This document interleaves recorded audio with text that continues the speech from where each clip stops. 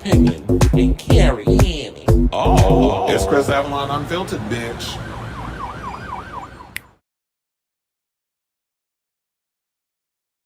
Well, hello everybody. Happy Tuesday. It's your boy Chris Avalon, and welcome to a brand new episode of Chris Avalon Unfiltered.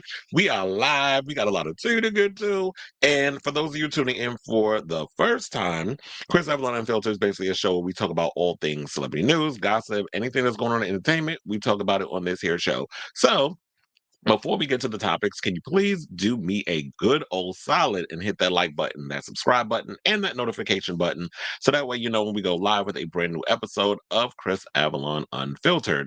We definitely got a lot of tea to get to. I know y'all saw the thumbnail and the headline and all this stuff. We are going to break down what we know so far with what's going on with Diddy and the raids on both of his homes. So we got all that stuff. But before we get to that, because I know it's going to be a lot, it's going to be heavy, I am gonna touch on a couple of smaller topics, like in the rumor mill in regards to what's going on in film and stuff. So we're gonna talk a little bit about Scream 7. We're gonna talk about Scarlett Johansson possibly leading the new Jurassic World movie franchise, taking it over from Chris Pratt, Star-Lord. So they went and traded Star-Lord for Black Widow. Plus, we got some new casting news on the Michael Jackson biopic. So we know who's going to be playing Latoya. We know who's going to be playing Diana Ross. We know who's going to be playing Barry Gordy. We know who's going to be playing a lot of these characters. I mean, these real life people. Damn, I sound like Billy Porter when he said that that real life book author was a damn character. So we're going to talk about that. We're going to talk about Michael Jackson and the latest casting news. Plus, we're going to talk about the X-Men 97 character Morph. The actor who's portraying him is reacting to the backlash over having a non-binary character in an X-Men animated series.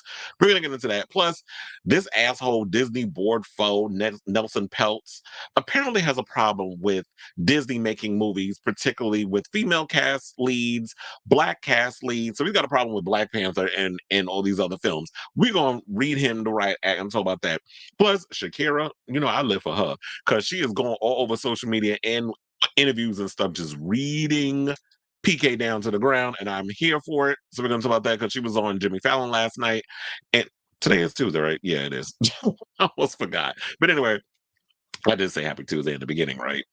My coffee is still now setting in. Okay, then we're gonna get into the Diddy stuff. Celebrities have been responding to the stuff, including Cassie, 50 Cent, Aubrey O'Day, plus Prince Harry and Cuba Gooding Jr. is being dragged into this big lawsuit that's coming out from Little Rod. The producer that said that Diddy touched him inappropriately and did some things to him while he was working on that last terrible ass Miss Dr. Love, whatever the fuck he call himself now, album. So we'll talk about that. Plus, there may be some trouble in wait, before we get to that, Russell Simmons got hit with a process server in Bali. Not hit like slap, but he was given, a folder where, that whole essay thing that came out recently.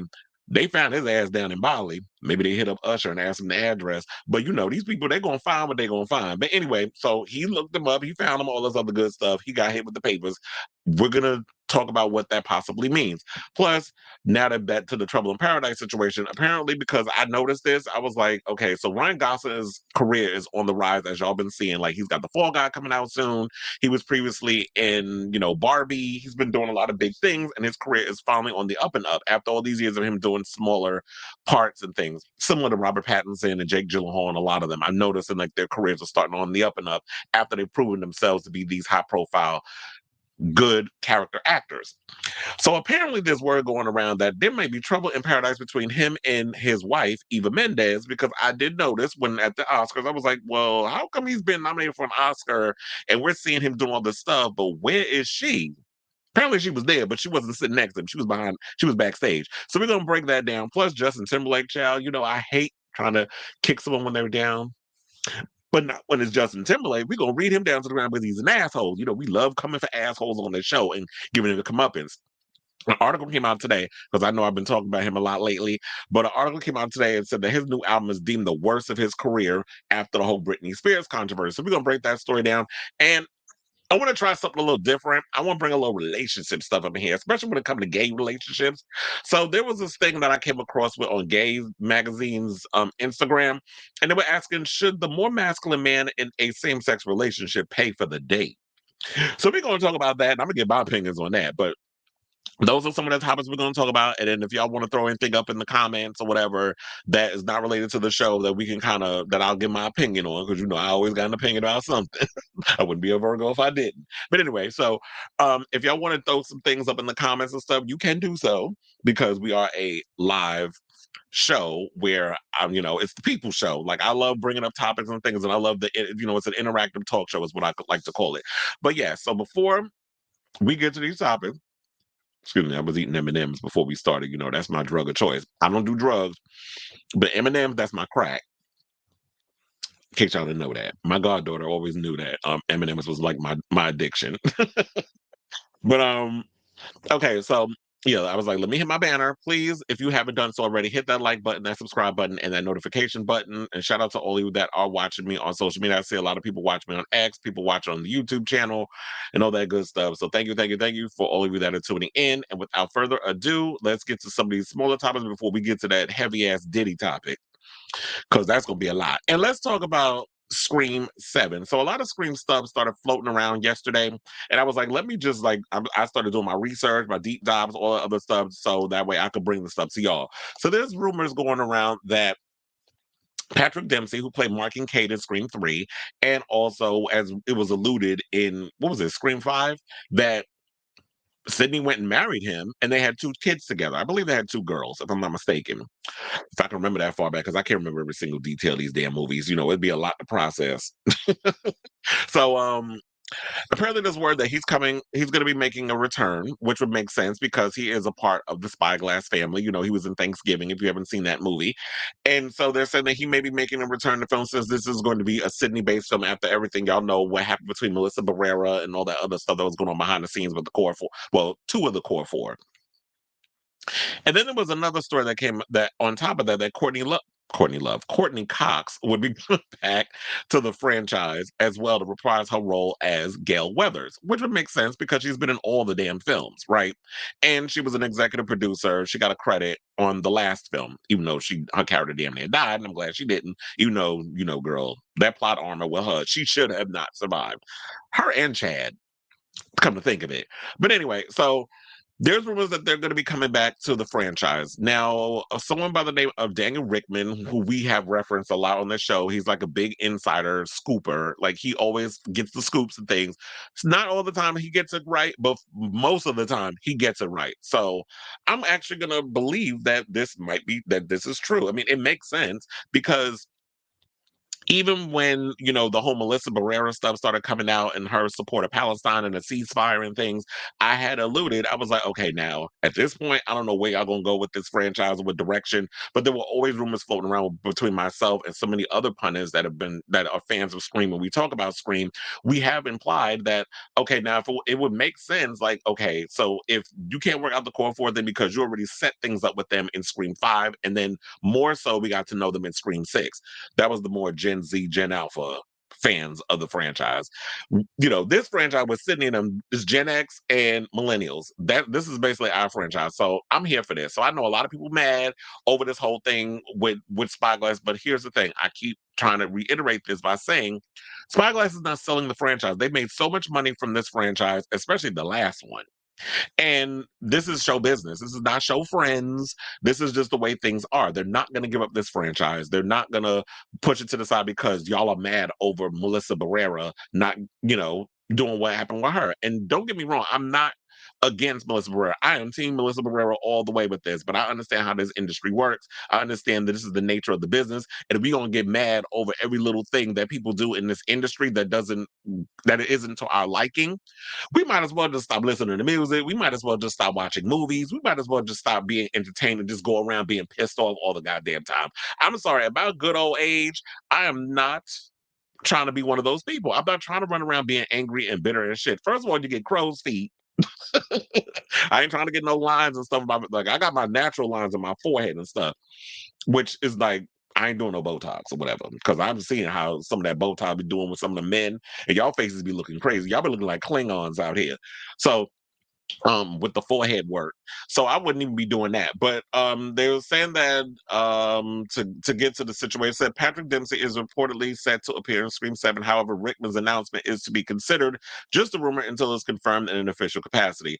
Rickman's report says Cox is a lock to reprise the role of the love her or hate her journalist, Gail Weathers, after Campbell bowed out of returning as Sidney Prescott for Scream 6 due to widely reported salary issues that left Cox as the only remaining survivor of the original Scream 1996 film to appear in the fifth sequel and all six installments of the horror franchise for that matter. It's also worth mentioning that Roger Jackson provides the voice of Ghostface in all the Scream movies. So even though people don't know Roger Jackson, y'all do know that iconic voice. And as long as he's alive, he should always do the voice of Ghostface. And he also reported that Scream 3's Patrick Dempsey is talking about returning as Mark Kincaid. Dempsey portrayed the love interest of Sidney Prescott, which I already told y'all about, when they did Scream, when he appeared in Scream 3. And I like Patrick Dempsey. First of all, he's getting better looking as he's getting, as the older he gets. And we already, I don't need to reiterate everything that went on with, the whole situation with Melissa Barrera. Like I said, I stand with her and her opinion on this other stuff. But there was some rumors that was going around. I know they also said in the article that Skeet Ulrich could also certainly reprise his role as the ghostly vision of Billy Loomis once more after his unexpected return in the last two movies. I cannot see that happening because remember, when we saw Billy Loomis, that was Sam Carpenter's conscience talking to her through her father, because that whole storyline with the first two movies, first two movies as in 5 and 6, was basically about Sam. Is she her father? Or those genes of her father being a damn killer, serial killer? Because you kill more than when you kill multiple people, you pretty much a damn serial killer, correct? So is is being a serial killer hereditary? So that was kind of the question that those movies were asking. And Sam's character literally only became a serial killer of sorts. She kind of adapted the Dexter, I guess in my opinion, she kind of adapted the Dexter code, which would be like, I'm not gonna go around killing innocents, but if you a killer, I'm gonna kill your ass and basically just stab you up like she did Dermot Mulroney in the last. I'm like, well, goddamn, what was that, like 50 stabs she put up in the damn sequence at the end? I'm really hoping that this movie is good. I really also hope that Kevin Williamson, who was like one of my, I absolutely love that fact that he was someone who played a great role in my love of horror movies in my childhood, because it wasn't just Scream. It was I Know What You Did Last Summer. He did a whole bunch of, he was like the go-to horror movie screenwriter guy in Hollywood during the late 90s into the 2000s. And then he did Teaching Mrs. Tingle, which nobody remembers. But but overall, I'm excited for him, and I really hope that he's going to give some points or kind of work on the script and give his pointers and all the other stuff within this film. Because here's the thing: we cannot allow this other guy. What's his name? Guy Busick, I think is who's writing the script. First of all, y'all irritated me with the last two movies, 5 and 6, because y'all third acts were the weakest, in my opinion. Um, so I'm really hoping that Kevin can come in and zhuzh up the script a little bit. I don't think he cares whether or not he can get a writer's credit, because I believe he mentioned that has happened before when he's done things, and because he's come in and given a little tightening of the script, that he never really got a writer's credit, that someone else is going to end up getting it. And with him directing, I'm sure he's going to kind of give his opinion and change up some things to spruce up the characters and make the third act a little stronger, which we know that he's good at, because he wrote the first Scream, which we love. Scream 2 was even better. And I believe Scream 4 is what he did. And here's the thing: I love Scream 4. I love Scream 1, Scream 2, and Scream 4. I know some people say Scream 3 sucks. I actually liked Scream 3. It was a little campy and over the top. And I love me some Parker Posey, who played the Gale Weathers character in the Stab movie. But I enjoyed Scream 3 because it was just funny. It was funny. It was like a crazy thrill ride, and I pretty much enjoyed the movie. So in my opinion, I don't think there's ever really been a bad Scream film. This is not like Halloween or Friday the 13th where you look at some, I was like, oh, okay, now this is some bullshit.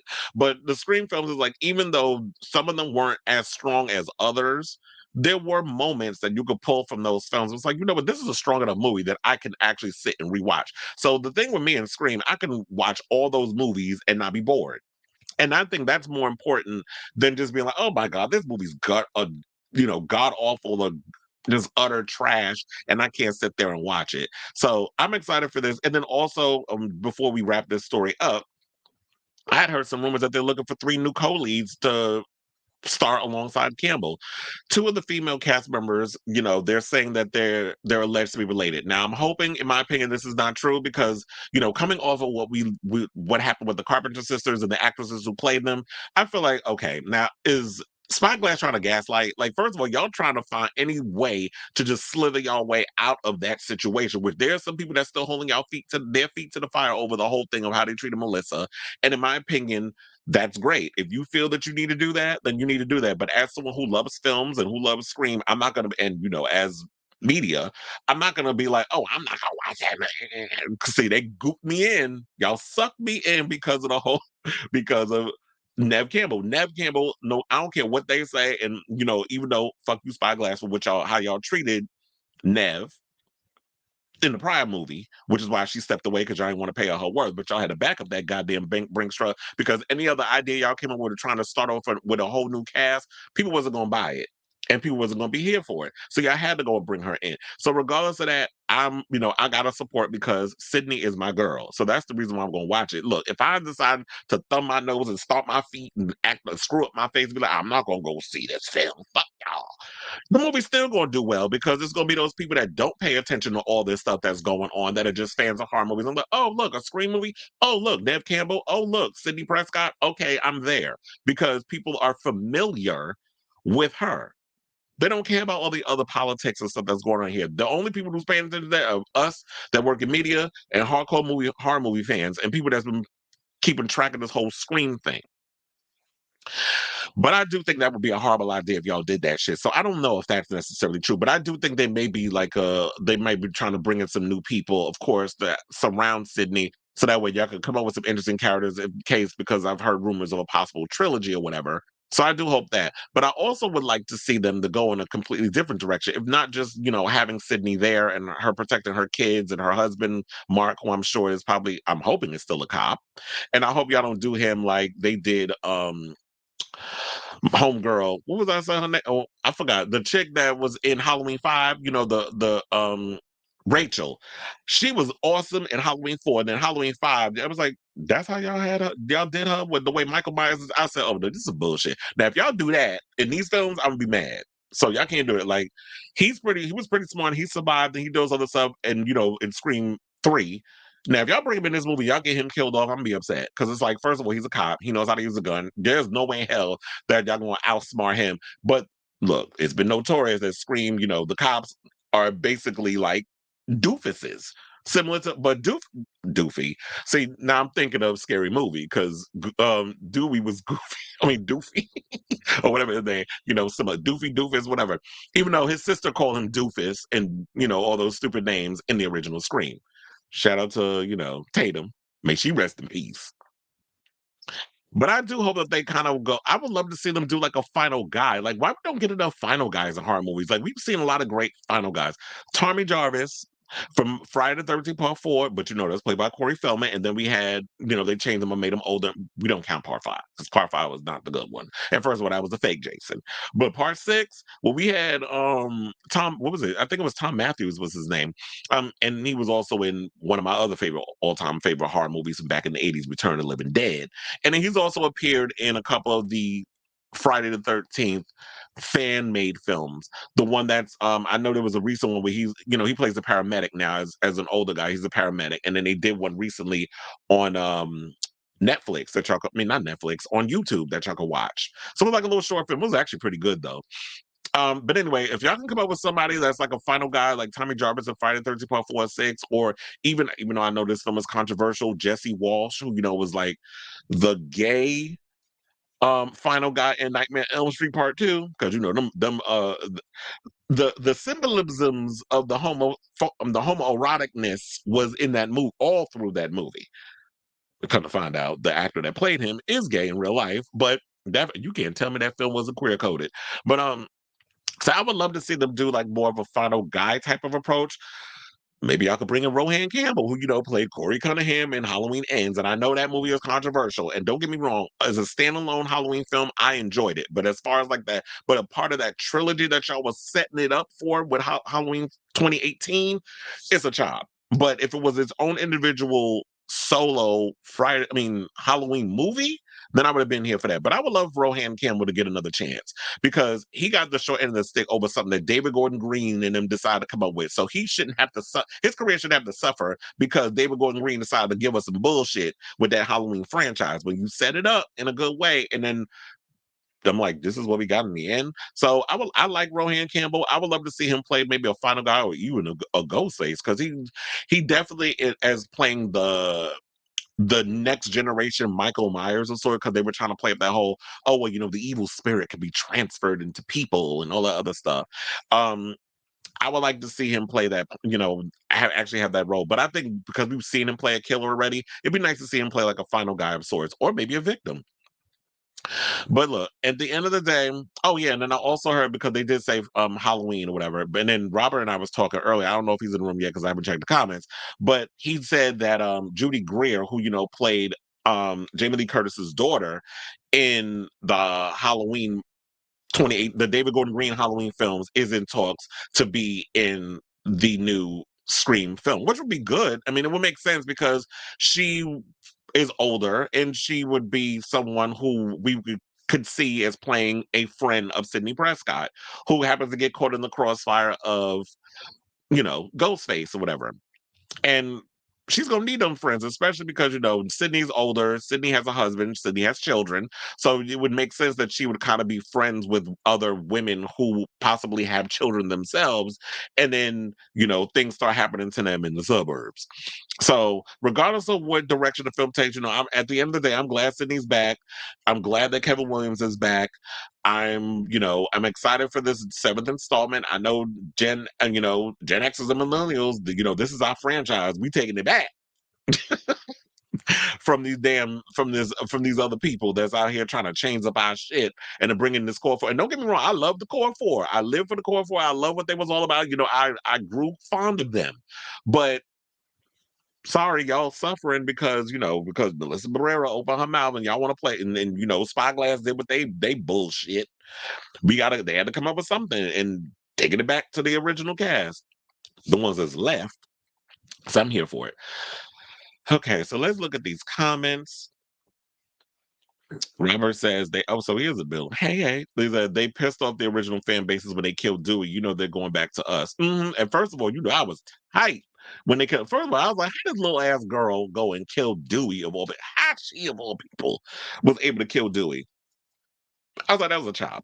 So I feel like the newer generation that was coming and watching with this new cast and the passing of the torch, whatever you want to call it, y'all wasn't as attached to I guess my generation, that the Gen Z, not Gen Z because I'm not Gen Z.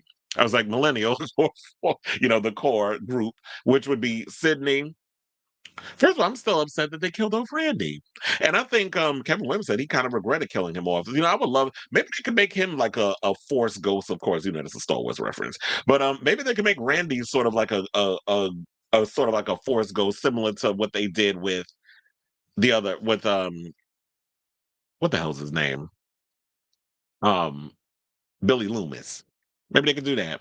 So I'm still upset over the whole Dewey situation. It's like Spyglass is going to do what they know best. The original fan base, Scream fan base, is in their late 50s and early 40s. I'll be 40 when Scream 7 comes out. Also, there is talk with Judy. Yeah, I just mentioned the whole Judy Greer thing because we talked about that earlier. It is like Spyglass will definitely hire Patrick Dempsey, especially since Thanksgiving is a Spyglass sequel. Scream 6 in my eyes gave them the happy ending with her putting the mask down. So the story is, but a lot of people tend to think that they feel like that's not a happy ending of sorts. They still feel like there's still more to give with that. Me, when I look at it, I'm like, I agree with you.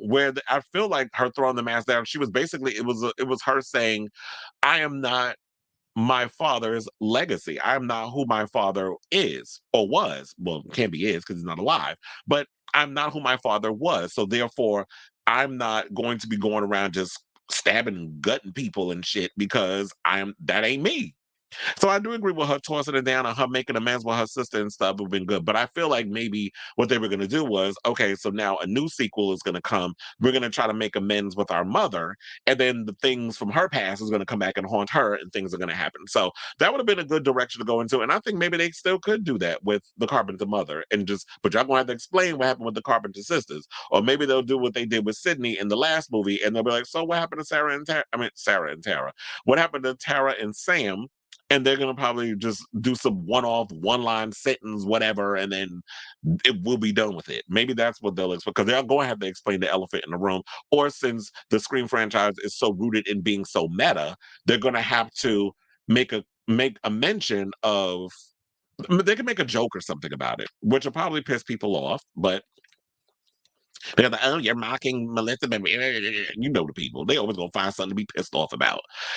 If people understood that Scream 3 went that route due to Columbine, but oh yeah, because the original story was supposed to be like a Ghostface cult, and then it was they were saying something or another that Stu was actually not dead, that he was alive, and he was the leader behind it. Similar to it was kind of like similar to this show called The Following that used to be on Fox. I love that show, and I was so mad when they canceled it.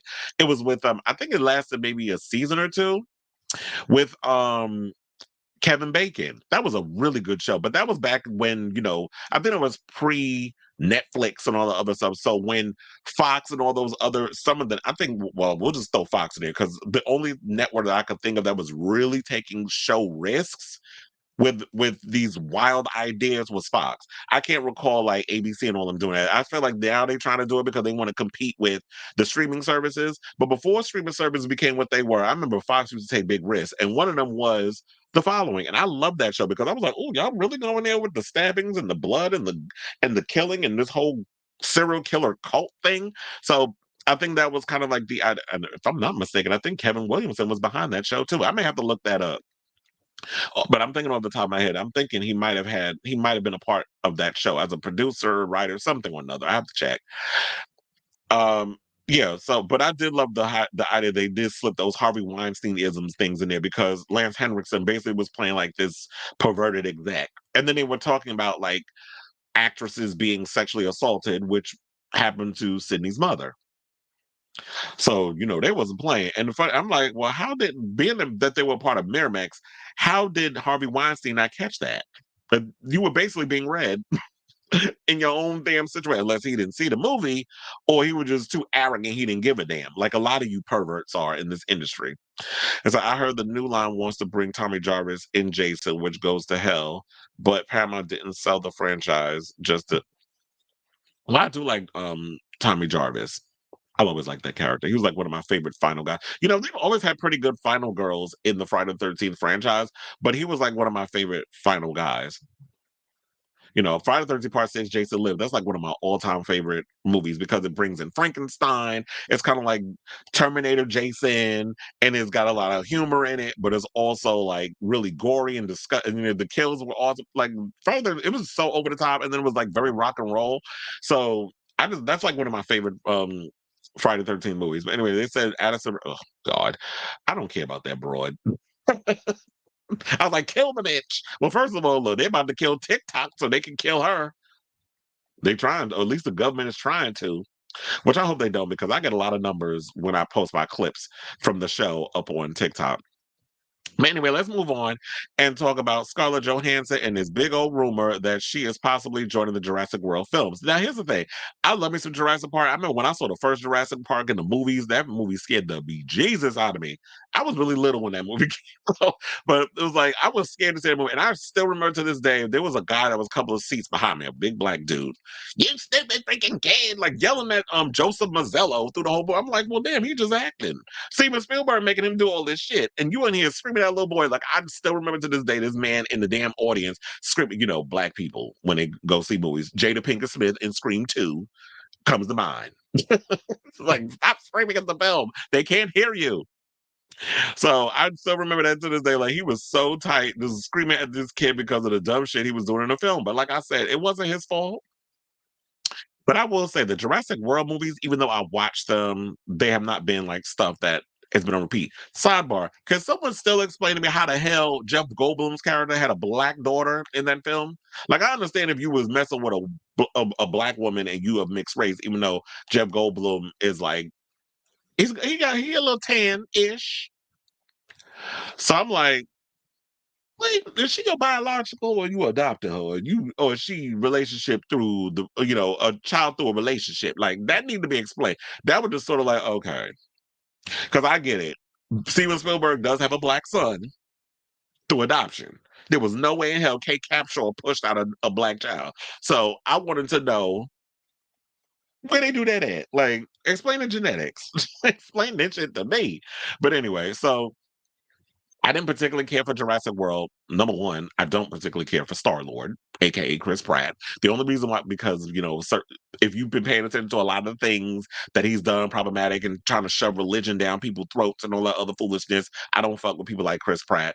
And the weird shit that he was doing when he was, once he left his ex-wife, the actress, and then he has now a child, I believe, with special needs with her, and then he wound up pushing out a bunch of kids with Arnold Schwarzenegger's daughter, Catherine. Then he wanted, all of a sudden, he was throwing them subliminal shades and all the other stuff on social media, and people dragged him over it. So finally, I'm paraphrasing. He was like, finally, I got like a normal kid, normal family, all this other stuff. And people was looking at it like, so you just going to disregard Anna Faris and that whole situation was going on with them, because now you with this, you with one of the biggest action movie stars of the world, you done hunched his daughter and married her. Okay. So I didn't particularly care for him, but I tolerated them Guardians of the Galaxy movies because I am a James Gunn fan and I love those films. So I'm someone who can separate the asshole from the character, the asshole in real life and the character they play on the big screen. So I really didn't care about this whole Jurassic World reboot that was coming out, or Jurassic World sequel. I don't know what it's being called, but I'm assuming it's a reboot. But once I heard they was bringing in Scarlett Johansson, and I love me some Scarlett Johansson. I always loved her as Black Widow. I've loved her in a bunch of other movies. I didn't even actually mind her in oh my god, I just forgot the name. The anime movie that she played, even though it was taken from basically, or not anime, it was manga. I'm not forgetting the name. It was like Ghost in the Shell. I'm like, I had to literally Google it. Like, I even didn't mind her in Ghost in the Shell. People were like, oh, she needs to be Asian. It was like, first of all, her features and her body and all that other stuff gave me anime. They literally, anime characters, they mold themselves after like women with big eyes and small waist and a big ass and curvy boobs and all the other, like they model themselves. So I didn't mind her for that, because she kind of gave that anime manga visual of what an action, like what those characters supposed to look like. So that's why I didn't mind it. Everything don't have to always be exact interpretation. Now I don't mind if y'all bring Asian people in films, especially like that show Warrior, which I'm so mad they canceled over on HBO Max, but they've got it over on Netflix now. So people need to check that out, because that show is actually really good. I'm hoping they get a season 4. So the more people watch it, that happens. But anyway, so once I heard that Scarlett Johansson was going to be a part of it, I was like, okay, color me interested. So according to the Hollywood Reporter, it says Universal is moving quickly on the film, which has a July 2nd, 2025 release date. Now, Gareth Edwards, who, if I'm not mistaken, just directed The Creator, which was actually a movie that I liked. It wasn't the greatest, but here's the thing. With Gareth Edwards being a part of it, we already know he could do visuals on a small budget. Like, you can give him a small budget, he can make shit look like it's, you can give him $90 million for a movie. He can make that shit look like he spent $300 million on it. And those are the type of directors that you need, especially when you do these type of films. So with Gareth Edwards being a part of it, he's going to bring that grounded realism, that grounded sense of realism, but also he's going to really give you like some really cool effects and stuff. So that's why I'm excited that he's a part of it. But anyway, so it says that the script was written by David Koepp. Now, Edwards stepped in the role after David Leitch, who is directing Fall Guy with Ryan Gosling. I'm looking forward to that too. Exited following a short attachment to the project. The film returns Johansson to the world of franchises. She starred as Black Widow in a number of Marvel studio movies, including the Avengers features, but unlike some co-stars of the superhero world, she has no trouble breaking out into other projects. She's been nominated for an Oscar twice for the Marriage Story and Jojo Rabbit. She's done voiceover work, and she's going to be doing the upcoming Transformers 1 film and has a big budget Apple feature co-starring Channing Tatum also due out this year. So Miss Bomas is busy. I'm actually looking forward to it. Like I told her, I love Scarlett Johansson. I did hear in the beginning that Jennifer Lawrence was attached to this role, but she turned it down because I think what the rumor is that she's done enough franchise films. She was in the Hunger Games. She did all those as Miss Katniss. Then she was in, she played Mystique, where I felt like she was just ungrateful when it came to playing that damn part. Look, you ain't hear no complaints from Rebecca Romaine when she had to get in all that damn blue makeup and be butt ass naked on set. But here, this girl going around stomping her feet and throwing up her damn nose. Oh, I can't be sitting in the chair for 8 hours and painting the blue shit on me. Yeah, okay. But everybody else can sit up in there and do that shit, right? But you having a complaint. Colin Farrell, I wonder how many hours he had to sit up in there when he had to look like a damn penguin in that upcoming series and the movie that came out, The Batman, which I'm mad they're not filming this film until 2025 for a 2026 release. But anyway, so I'm excited for this film. I'm excited for, to see what they're going to bring. She's probably going to play a scientist. They're saying there's something or another about the military is supposed to come in and save them from something that's supposed to be happening with the dinosaurs. And I guess she's playing one of the she's playing one of the scientists. But I guess it's believable. We've all seen pretty beautiful, blonde-haired scientist, right? They'll just throw some glasses on her and make her look smart, which is a Hollywood stereotype. But yeah, I'm looking forward to that film. All right, so let's move on and let's talk about, since speaking of films and casting, let's talk about the Jacksons. So the Michael Jackson biopic is currently filming with Antoine Fuqua behind the camera directing, but it seems like they found their dirty Diana. Now, on March 25th, which was yesterday, Lionsgate and Universal Pictures announced several new additions to the film's already star-studded cast, led by Kat Graham from The Vampire Diaries. First of all, I hated the way they did her character on that damn show. First of all, Bonnie was my girl, but I felt like y'all just did her dirty on that damn franchise. Speaking of which, the guy that played Klaus, he's from the originals. He was actually on the new season of Halo, if y'all haven't watched that. And I'm like, child, you playing Klaus in this part. But anyway, back to this. And Love Jones actor Larenz Tate, has been around for 100 damn years as an actor, he's playing Barry Gordy. Now it says that no, look, this ain't the first time that Kat has played a real life person. She played Jada Pinkett Smith in Benny Boom's 2017 Tupac biopic, All Eyes on Me. And I totally forgot about this, but she released, she makes music. She's released 4 albums, studio albums. It says most recently 2022's Long Hot Summer, and made several appearances on the Billboard charts. In 2012, her Against the Wall EP debuted and peaked at number 4. She did, you know what? And that EP, when that first came out a couple of years, well, not even a couple of years, this was what? It said in 2012, that was almost what, 10 years ago, 11 years ago.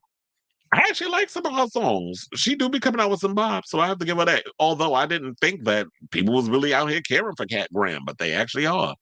So, and then there's also said that she has a new single coming out with will.i.am called World Song. Now, in addition to Kat Graham and Larenz Tate appearing in this upcoming film, because he's playing Barry Gordy. If I hadn't insinuated that already, he was the founder of Motown Records, where where Diana Ross was a part of it. Diana Ross hunched him and had a child. Hey, Chutney girl, with him. And I don't know if she had more than one, but I do know about Miss Chutney. That's a cute name though. And he was a part of groups such as the Temptations, Stevie Wonder, Gladys Knight and the Pips. I believe also the Jackson 5 was a part of the Jackson 5 was a part of Motown at one point, because they are gonna have, and I had this feeling they were gonna do this. They were gonna have Michael from when he was a kid and part of Jackson 5 into him going solo and all the other stuff. So I guess they're going to be covering every aspect of Michael's life. And I am looking forward to seeing the film. Now, in addition, like I said, to the aforementioned cast members, because we already know about Coleman Domingo playing Joe Jackson. We already know about Neil Long playing Catherine, who's in a bit of controversy herself, because Blanket trying to take his granny to the courts over the misuse of funds and things. We've been talking about this on this show. So it says Jessica Sula. I have no idea who that is, but I'll have to look her up. It says she's playing Billboard charting artist LaToya Jackson. Liv Simone is playing iconic Billboard Hot 100 topping Gladys Knight. Kylan Durrell Jones is playing Michael's confident Bill Bray, and Kevin Shinnick is playing Dick Clark. Now, Kendrick Sampson, who y'all know, fine ass with them eyes. Now I can see why they picked him to play Quincy Jones, because he got them eyes. Now, Kendrick Jackson is, like I said to play Quincy Jones. He's from Insecure. We already talked about Coleman, Nia Long, Miles Teller's going to be in it. Laura Harrier and 9-year-old Juliano Valdi is playing young Michael. So I'm actually looking forward to this film. I'm hoping that they, like I said, I'm going to hold my judgment until the film comes out, and then I'm gonna judge and say what all I need to say, or what I would have liked that for them to have covered, what I felt like they covered but not enough, or whatever the case is. And I'm gonna enjoy the music, I'm gonna enjoy all the other parts of it, but I'm definitely looking forward. And I'm not a fan of these type of, I'm not a fan of biopics, but when it comes to Michael, I will definitely check it out. Okay, so now let's move on and talk about X-Men 97, who has become under fire because people are having issues not only with the backlash from Morph being non-binary, but I did see some people online complaining about Gambit and his outfit. First of all, he was wearing a crop top and they were like the short shorts. I'm like, first of all, if some of y'all actually lived in the 80s, the 70s, and the 90s, guys wearing crop tops and denim shorts where I wouldn't say their ass or their balls was hanging out at the bottom, or sometime maybe they were, but those outfits were not considered gay. There was a lot of straight men. Like I've heard people say, my dad wore that look back in the day. That was fashion. So people want to sit and incorporate and put all these BS on things, and y'all always want to talk about men are being emasculated, and it's like, what? What are you talking about? You sound dumb as fuck. And the lack of education. And I'm sorry, but some of y'all out here who are in your, 20s and early 30s and stuff, or maybe younger, the world wasn't invented after you were pushed out of your mother's cooch. Like there was a whole generation and centuries and years and things that have existed long before your time. So Google is your friend, because I'm not of the era when the internet was invented. I actually lived in a time, in the 19s, the 1900s, where, it was pre-internet and now I'm in post-internet. So I was in that in-between stage. Like I was one of the kids that used to jump on jump off of swings and slide down them little, remember the metal, if you lived in New York, well, I don't know if they had them outside New York, but like the metal slides and that shit, the sun was hitting that shit and it burned your skin. That was me sliding down them slides back in the day. Like we had fun. We'd be out in the street. I remember one time I was playing with some kids and some kid threw a rock at me and it literally went bullseye right in my mouth and I swallowed. I'm surprised I didn't die. But anyway, that was a crazy one. But anyway, so it says that what's his name? I'm gonna look for the actor. Oh, JP Carliak is his name. So he's not the original person that played Morph. He's taking over the character. Now, the animated series actor Ron Rubin in the newly released Disney Plus show, which aired its first 2 episodes last week. When does it come out? I think it's every Wednesday. So I think the new episode comes out tomorrow. Now it says when it was revealed just prior to the debut that the character of Morph was a non-binary character, there was a storm of criticism seen across social media. The word woke was thrown up in there. I know it was. Now, Carliak has broken his silence on the matter, revealing to CBR that he was not at all surprised by the online reaction to Morph's status, saying no, which he also ended up laughing. He says, I'm a queer activist. I run a nonprofit that advocates for queer representation. I've also co-founded a voter registration organization. I know what's going on in the world, especially politically. So no, it didn't surprise me at all. Laughs. I think that I think what I appreciated was how much counter backlash there was with people like, have you watched the X-Men? Are you familiar with why they were created and what they're about? Did you forget that? That was reassuring. He also added by saying, I haven't really taken offense with anything anybody's published as much as they've tried. Laughs. There was one article that called me a radical queer activist and listed the insidious mission statement of my organization, which is called Queer Vox, verbatim of what was on the website. I was like, facts, no lies here. Thanks for the promotion. And you know what? That's always been a thing that a friend of mine would always say is like, whatever you were trying to read him and throw, I was like, well, you know what? Thank you. Thank you for the brief promotion. So I need to start using that line again. Um, but yeah, that's true. It's just sort of like sometimes I always laugh when I hear that. When people, oh, the X-Men are woke and the X-Men are this. I'm like, are y'all retarded? Oh, I forgot. We ain't supposed to use that word. Are y'all less than smart? Y'all dense? Are y'all stupid? Are y'all dumb as fuck? Like, first of all, if you've ever paid attention to the X-Men has always been about, being discriminated against by the other people. So those people that be on the sides with the picking signs and all those things talking about the X-Men, the mutants should burn, the mutants gonna go to hell, are they gonna die, they're an abomination, and those other things. Um, that's you. You people that are criticizing the X-Men for being woke, you are those people holding up those picket signs and discriminating against the mutants. They've never been for the anti-people. I mean, the people that are against them, they've always been for equality and just living in a world without people trying to take their rights away or treating them like second-class citizens or whatever the case was. So that's always been what the X-Men has been about. So I never understand. It's like colonization. It's like people who know what stuff is about and they want to try to reclaim it for themselves. It's like, that's not what that was about. It's kind of like when you see Trump supporters, they grab certain songs and they want to use it. I said, do y'all even know what the song is actually about? It's not about what y'all about. Um, he also said that they said despite Moore's non-binary status, it's not likely to be something that is mentioned in the series. He said binary was not used during the time as the series is set, and that's true because in the 90s we did not know what we only knew about lesbians, gays, bisexuals, and transsexuals. For those of us who were in the life I was gonna say the lifestyle, but well, maybe I could use the word lifestyle for this segment, who are in that whole lifestyle of being under the queer umbrella. We knew of all this other stuff. Now, all these other things with non-binary and gender non-conforming and all these other things, this is something that has come out within the last couple of years. This was not something that existed in the 90s. You only knew about the gays, like I said, and being a lesbian and being transsexual. Bisexuals, we ain't really, well, I didn't know about that growing up, but I knew about trans women because, like I said, when I was a kid, and maybe I didn't say this, but I've mentioned this in the past. It's like when I was a kid growing up in New York, I would go down to the piers, and that's where the queer kids went who were trying to find a sense of community and identity and stuff. I would go down and hang out at the piers, and I would see the trans girls hanging out down there. I would see the young kids that was selling their ass, that was homeless and doing those other things. The kids that would go to under 21 and all that other stuff. So there was a lot of times when I would go down, or when I would come up in the scene and I would hang, I would be around the ballroom kids and those other stuff. Those were the things that I was aware of and I became aware of. So I was aware of it because growing up in New York, you get exposed to a lot of things in life that helps you grow up pretty fast and protect yourself.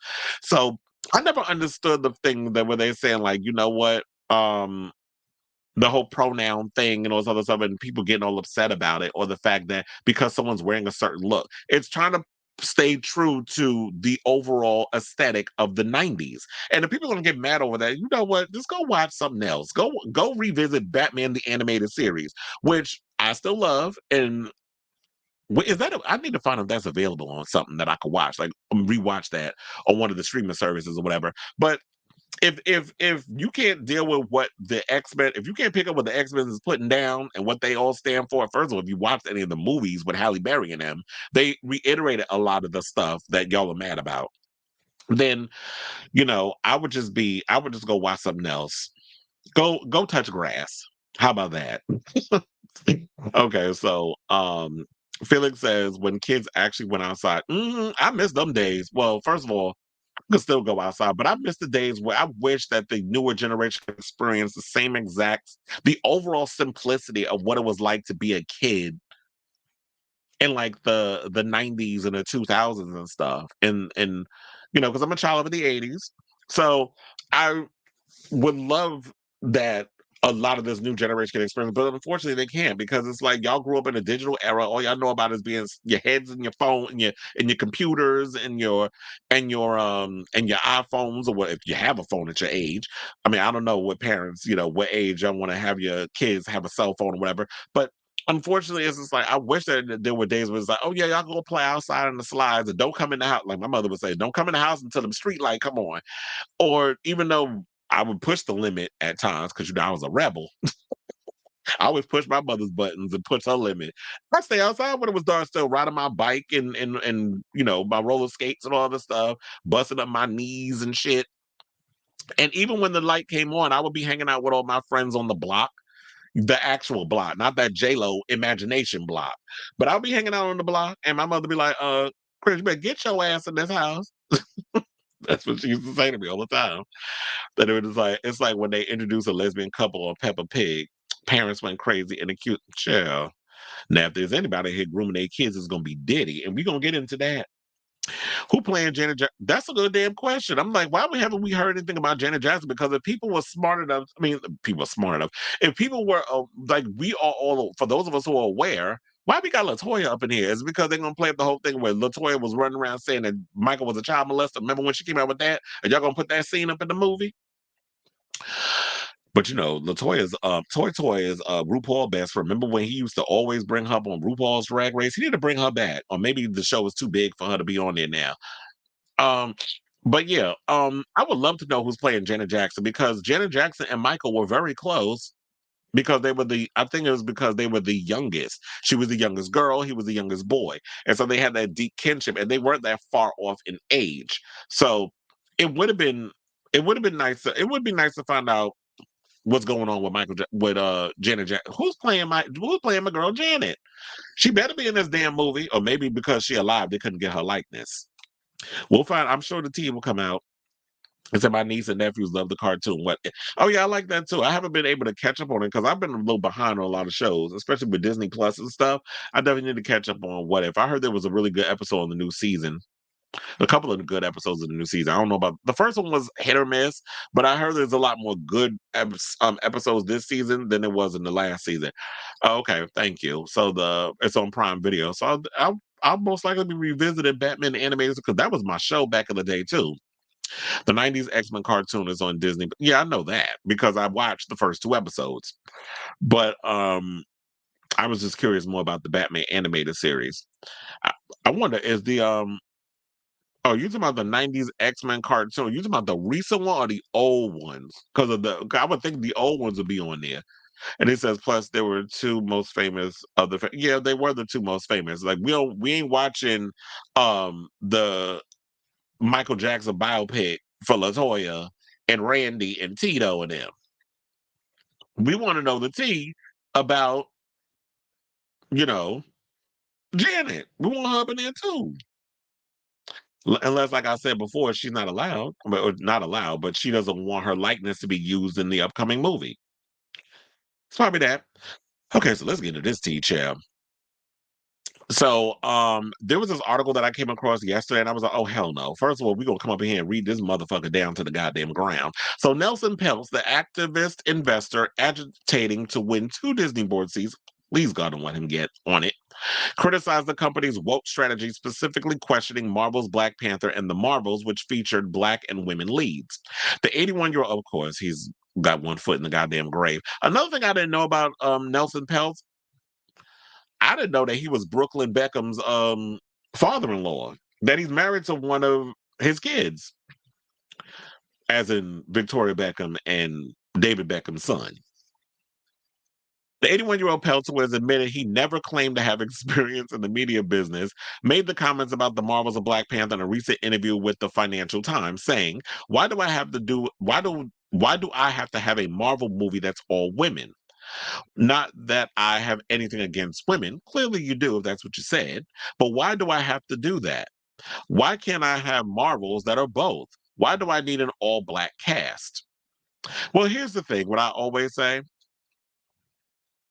If you need to ask, then there's the problem. It's the same thing I always ask about when it comes to tickets. Somebody asked me the other day, how much is like in the section when I was at Madison Square Garden, and the guy was like, how much would tickets for a Rangers game go in this section? I was in the 200 sections, which is like a little bit up higher. It's on the 10th floor. It's like more of the cheaper seats or whatever. And I was having a conversation with one of my coworkers, and they were like, well, if they have to ask, then you can't afford it. It's the same thing I asked about this. If you have to ask, why does there have to be an all-female cast of a film? Or why is there an all-Black cast for a film? then there's a problem. Because if we were actually all playing on an equal playing field where it wasn't just about white males getting all opportunities in Hollywood, because women go through some shit too. Not as bad as white women. Black women probably get it even worse being working actors in Hollywood. But for the most part, if you have to ask, then there's a problem. But I should also point out when you watch Black Panther, it's not an all black cast. It's not. First of all, Julie Louis Dreyfus was in the film. We also had Martin Freeman was in the film, both of them. So when you sit up here and say all black cast, there were white people throughout that movie. Wasn't George St. Pierre one of them too, or was that one? Was that the one where Black Panther first made his appearance? I'm trying to remember because it's been a minute since I've seen any of the previous MCU movies. And here's the thing: when you in the way I look at things, especially let's talk about Black Panther for a second. So Black Panther came at a time where it was just like, first of all, it was smart, the marketing. They released it around February, Black History Month. Seeing a black superhero on the big screen and really celebrating their fake Africa as Wakanda and bringing in the politics and this beautiful, lush world and showing black people as kings and queens and ruling and running things and just seeing that celebration of just what it's like being black. And that's what that was about. It was like a cultural event when you went to see the first Black Panther movie.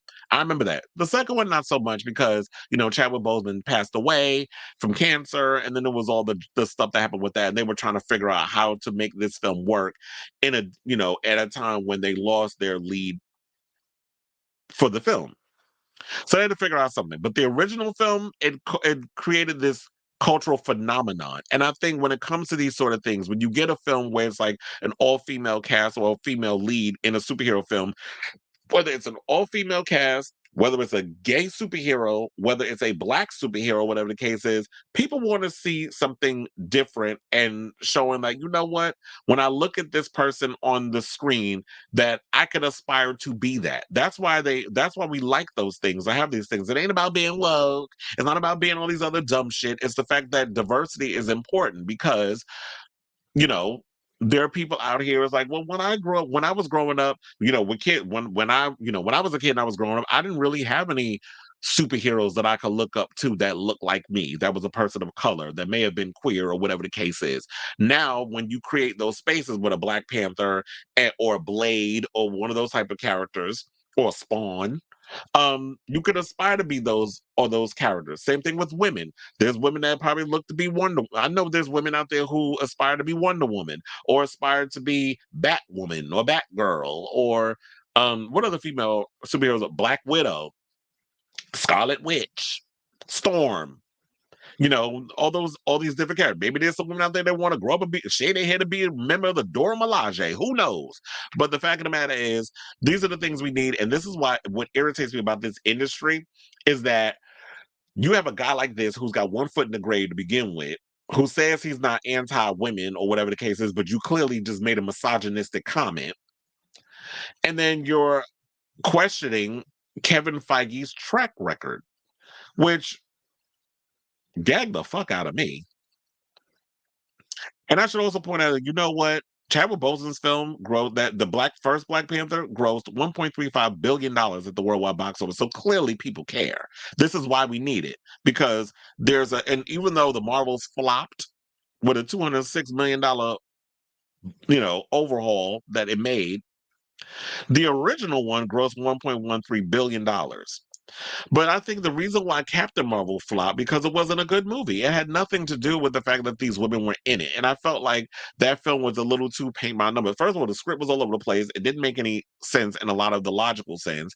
They kept going in with reshoots, rewrites, changing up things. It was just a disaster. And that could have stemmed from the fact of Bob Chapek being there, fucking up the thing. Not Bob Iger, because under the original one, it was under Bob Iger. So clearly, and Kevin Feige had more say so. So I don't understand how this guy's up here questioning Kevin Feige's track record when Kevin Feige ushered this the whole MCU and everything, especially the first 3 phases, across the $1 billion mark multiple times. It wasn't until Bob Chapek came in and Bob Iger stepped down that he came in with his people, and that's what happens when you get a regime change. You get new people coming in, they don't know how shit was working over here, they don't know what they were doing, or they don't care, and they want to come in with their own ideas and they want to change things up and they want to do whatever they do, which causes the other work to suffer. Or y'all want to change up stuff, and then now Kevin Feige's like, okay, twiddle his thumbs. You're taking away a lot of his work and the things that he's been doing, and now he's watching the franchise, the ship with the franchise on it, sink like the Titanic. So in a way, I'm glad that Bob Iger's back. They're righting the wrongs. Hopefully we can get phase 5 up and running, and how they're going to work in the whole Blade, the supernatural aspect of the MCU into this world. Where is Shang-Chi too? Like, we need all of that stuff as well. So this guy is an idiot. He doesn't know what he's talking about. And like I said, his, Kevin Feige's track record speaks for itself. He's, helped usher the MCU into over across the $1 billion mark a plethora, numerous times. So I don't understand why his track record is being questioned. It's funny how, like, when the gravy train isn't as gravy as it once was, now everybody wants to, when things are going bad is when they want to question shit. But when the money is coming in and everything is going good, then you got no, your mouth is closed. You ain't got shit to say. So this guy's an idiot. He doesn't know what he's talking about. And my thing is, this is another thing that I'm irritated about in this industry. We have someone yet again who says, oh, yeah, I have no experience in Hollywood and I don't understand how the business works. So why the fuck do y'all want to come in and infiltrate this space? And this is what I've been noticing is happening with a lot of movies in Hollywood, is why a lot of them, lately, there's been a lot of really good movies that I've noticed has been coming out in 2024. But for the most part, when it comes to a lot of things, this is why when you look at Madam Web and all these other piece of shit films that have been coming out also, why these films aren't really doing well is because you get a lot of people who don't know nothing about making movies and are real movie fans. They're number crunchers, those other stuff, and they're making stupid decisions. Because you get people like him that want to come in and work in these spaces, but you're not smart in the art department. You don't know what you're talking about when it comes to being creative and making movies, and you didn't go to school and learn all that. Y'all just think because y'all got a fat fucking wallet that y'all can just come in and dictate how movies are made. And that's not always the case, because movie fans, at the end of the day, will see through your bullshit. Trust and believe on that. Okay, so let's move on and look at some of these comments. Robert says he needs to worry about his son-in-law getting a damn. Why does he need to work? First of all, being under um Victoria and David Beckham, them kids ain't ever gonna work. Shout out to Shakira, because she said she made her kids work when they worked on that new album. We're gonna get into her story in a second. Actually, that's the next story. Good transition, but let's get to that. It was supposed to be a Captain Marvel 2, but Chapek changed it due to heterosexual men back. And that was another thing too. So all of a sudden you got these small dick mob of men who would come in and make their little side comments about um Brie Larson and women, you're bashing men and stuff. And that's not what that was. Now, my thing is, what I don't like about Hollywood is when some of them, they go into this whole thing of, yeah, we're girls and we're strong and we're hot, and let's get on top of a table and start showing our navel and shaking our ass to entice men, or yeah, we're strong and it's like, just let her be a superhero who happens to be a woman. If y'all not trying to shove it down our throat, it's like, we're not dumb. We get it. We know that Captain Marvel is extremely powerful. Let her be great. Let her do her thing. And then that's that. You don't have to pounce on your viewers who aren't familiar with Captain Marvel on how awesome she is, or the look, she's a woman. Look what she can do. We don't need a man. We see the View perpetuate that bullshit all the time about men ain't shit and all that other stuff. Yeah, okay. A dildo ain't gonna keep you satisfied at night. That can only do it for so long, ladies. But yeah, so this guy, he's a fucking idiot. But it would have been nice if they could have. And I'm going to be honest, I didn't really particularly care for Captain Marvel, the first one, but that could have been because at the time I had lived in LA. I was jet lagged, and that was like the first movie that came out. It came out that weekend. Like, I moved to LA the weekend the original Captain Marvel came out, and I probably was so tired and I had jet lag that I literally fell asleep on the film. But I liked the use of her in what was it? Endgame. She was good in that. All right, so let's talk about let's move on. Where is it? Where is it? Where is it? Okay, so let's talk about Shakira and then we're gonna get into this Diddy story, child, because I had to warm y'all up a little bit because that Diddy shit is probably gonna be a long video. But anyway, nevertheless, let's talk about Shakira, who appeared on the Tonight Show last night with Jimmy Fallon to promote her already 7 times platinum album.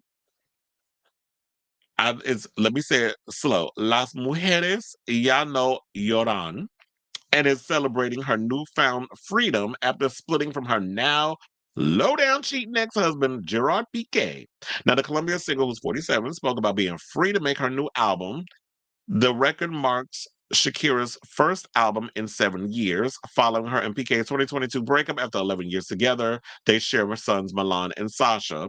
Milan is 11 and Sasha is 9. Saying, I've been putting out music here and there, but it was always really hard for me to put together a body of work. This is what she said when she was interviewed by Jimmy Fallon. She says, I didn't have time. It was the husband factor. Now I'm husband-less. Yes, the husband was dragging me down. Now I'm free. Now I can actually work. And for those of you who don't know, the album title translates in Spanish to Women No Longer Cry, which she was saying for far too long, we have been sent to cry with a script in our hands and without an end just because we are women. We have to conceal our pain in front of our kids, in front of society. We have to heal in a certain way, and I don't think anyone is supposed to tell us how to heal. No one is supposed to tell a she-wolf how to lick her wounds. This is what she added. And I have to say, I absolutely love this album. The first time when I heard it on Friday, bitch, I cannot tell y'all, I have not stopped listening to this record. I will even go on to say, this is my favorite album of 2024. I've been talking so much about people putting out records and major label performers putting out records and it being a huge disappointment. I did not care, and I'm going to keep saying it, and I don't give a fuck what people say or think. We should be allowed to have difference of opinion. Justin Timberlake's album is trash. Usher's latest album is trash. Ariana Grande's latest album was trash. Jennifer Lopez's album was basically trash.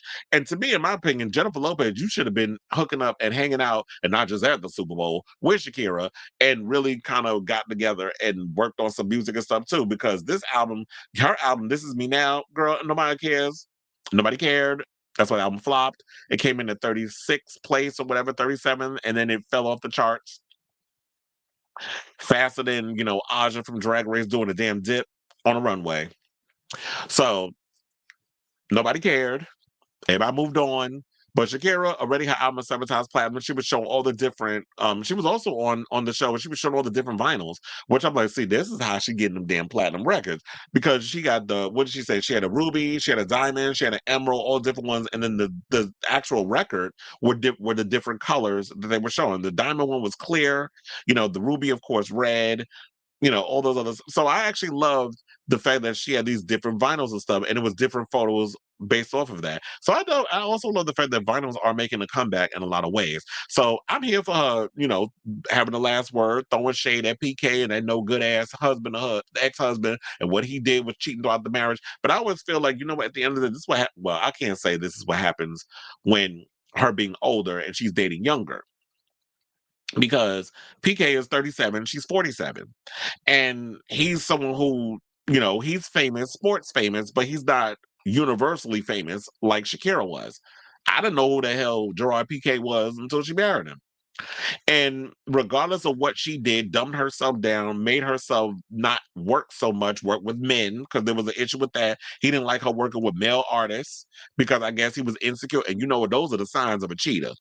If somebody doesn't want you working around with someone who is the opposite gender and y'all just working. So I can't work with I can't work with Anuel, I can't work with Maluma, I can't work with Ozuna, I can't work with all these different men because you are feeling like you're inadequate compared to them.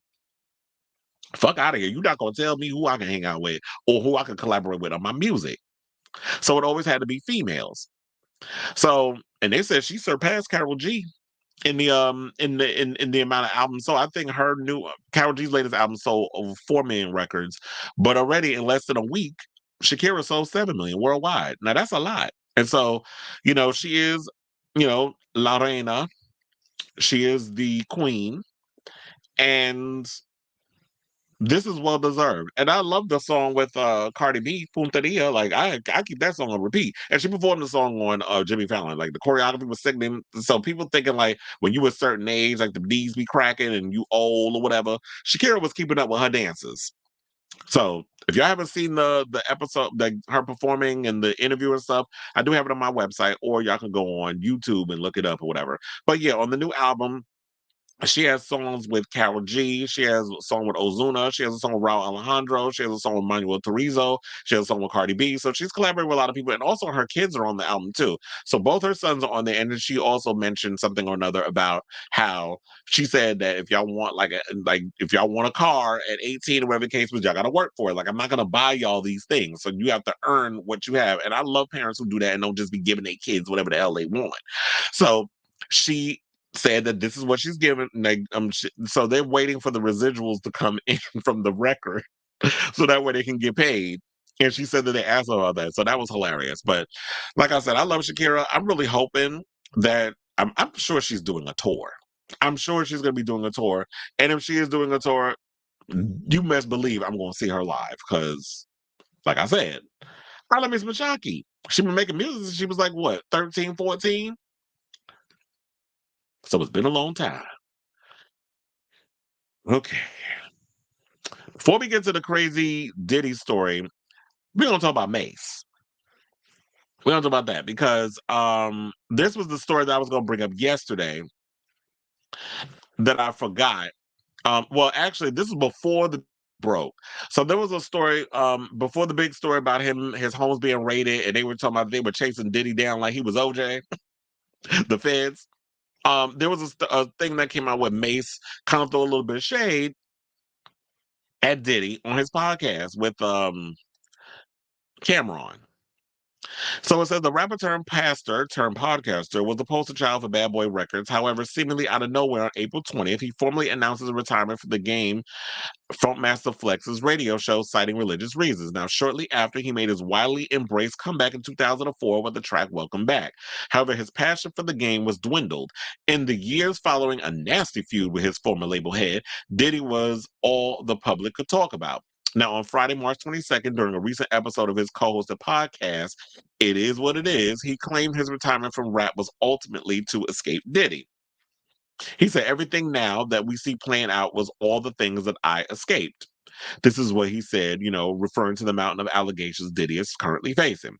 The car, the Shine, as in Shine the rapper, who took that fall for that shooting, which is why I think J-Lo was smart to distance herself from him shortly after, and how Shine did that bid for Diddy after the big shootout at the club, the whole situation with Loon, Puff Daddy, Craig Mack, Biggie Small. So he said, so even though I made those decisions and it cost me money, that's why when I got with Cameron, God gave me the money back. I didn't really lose no money.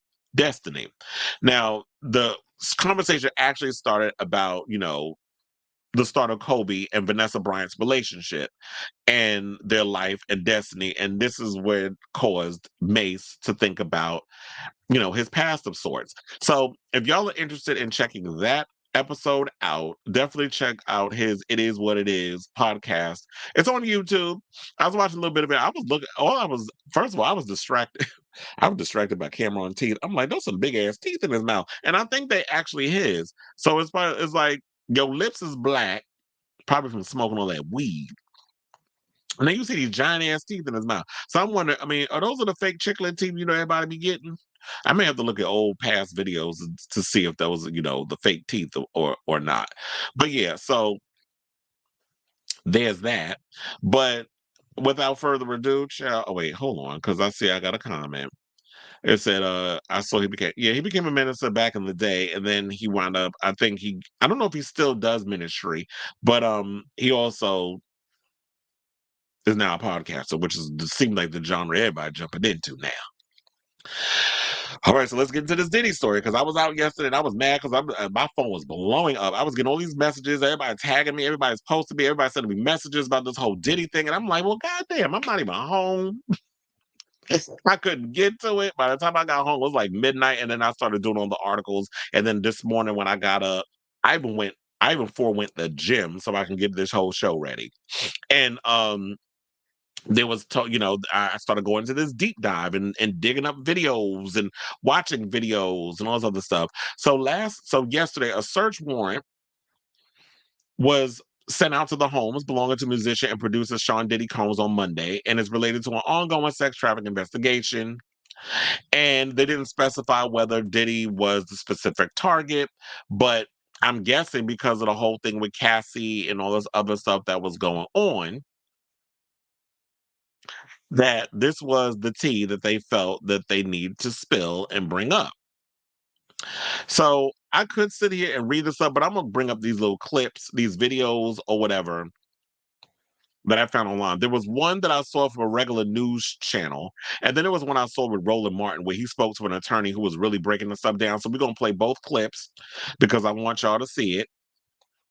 Okay, so Department of Homeland Security conducting a raid at a house in Holmby Field Hills, believed to be connected to Sean Combs, the rapper and music executive, perhaps being linked to a sex trafficking investigation. He got some shots of a few people coming out of the home. Those people have been detained. Now we're trying to still connect the dots. We do have some sources on scene here that we're getting this information from. We were actually the first ones here with about 30 different law enforcement vehicles at least. There are 3 Bearcats on scene here. This just all unfolded, Sandra, I would say, less than 10 minutes ago. We got here even before the crime scene tape came up. So we're just down the hill. If you look up this street where Tony is right now to the right, you'll see one of those Bearcats, and law enforcement. And on the other side of those bushes, basically, is that home that is registered to Bad Boy Films, which is part of Bad Boy Entertainment. And the home in particular is registered not only to Bad Boy Films, but to one of P. Diddy's daughters. They are heavily armed, and they've been very tactful, would probably be the best word to use, as they made entry into this home this afternoon. We actually watched them as they made their way through one of these side gates, and as soon as they got inside the home, one of the first things they did was made their way into this garage that you see is open right there. Now, they did take a couple people into custody. We witnessed that. Now, are they under arrest? Are they just being asked about? okay, so there was that. And then there was also, because his sons were also held under arrest. So they said that King Combs and Justin, who, remember, Justin was accused of possibly looking for underage girls and recruiting them to do a lot of Diddy's freak offs and that sort of thing. So a lot of that stuff was coming out too. And hear what I was saying, because I was like, you know what, Diddy, you ain't shit. Because first of all, you ran and left your kids to get infiltrated by the feds. And not only that, but see, and I don't like using the word groom, but this is a grooming situation. He groomed his sons to help keep this business going beyond the hip hop and all that other stuff. Quiet as it's kept. And it was always posted that, we started to learn that Diddy was out here pretending like he owned his businesses like Ciroc and all that other stuff. Couldn't have found out you was nothing but a damn bona fide influencer. You was basically just like Donald Trump, renting out your name for a check. But you didn't own the shit. You weren't like George Clooney, who was out here literally with his tequila brand, because he's with the same company.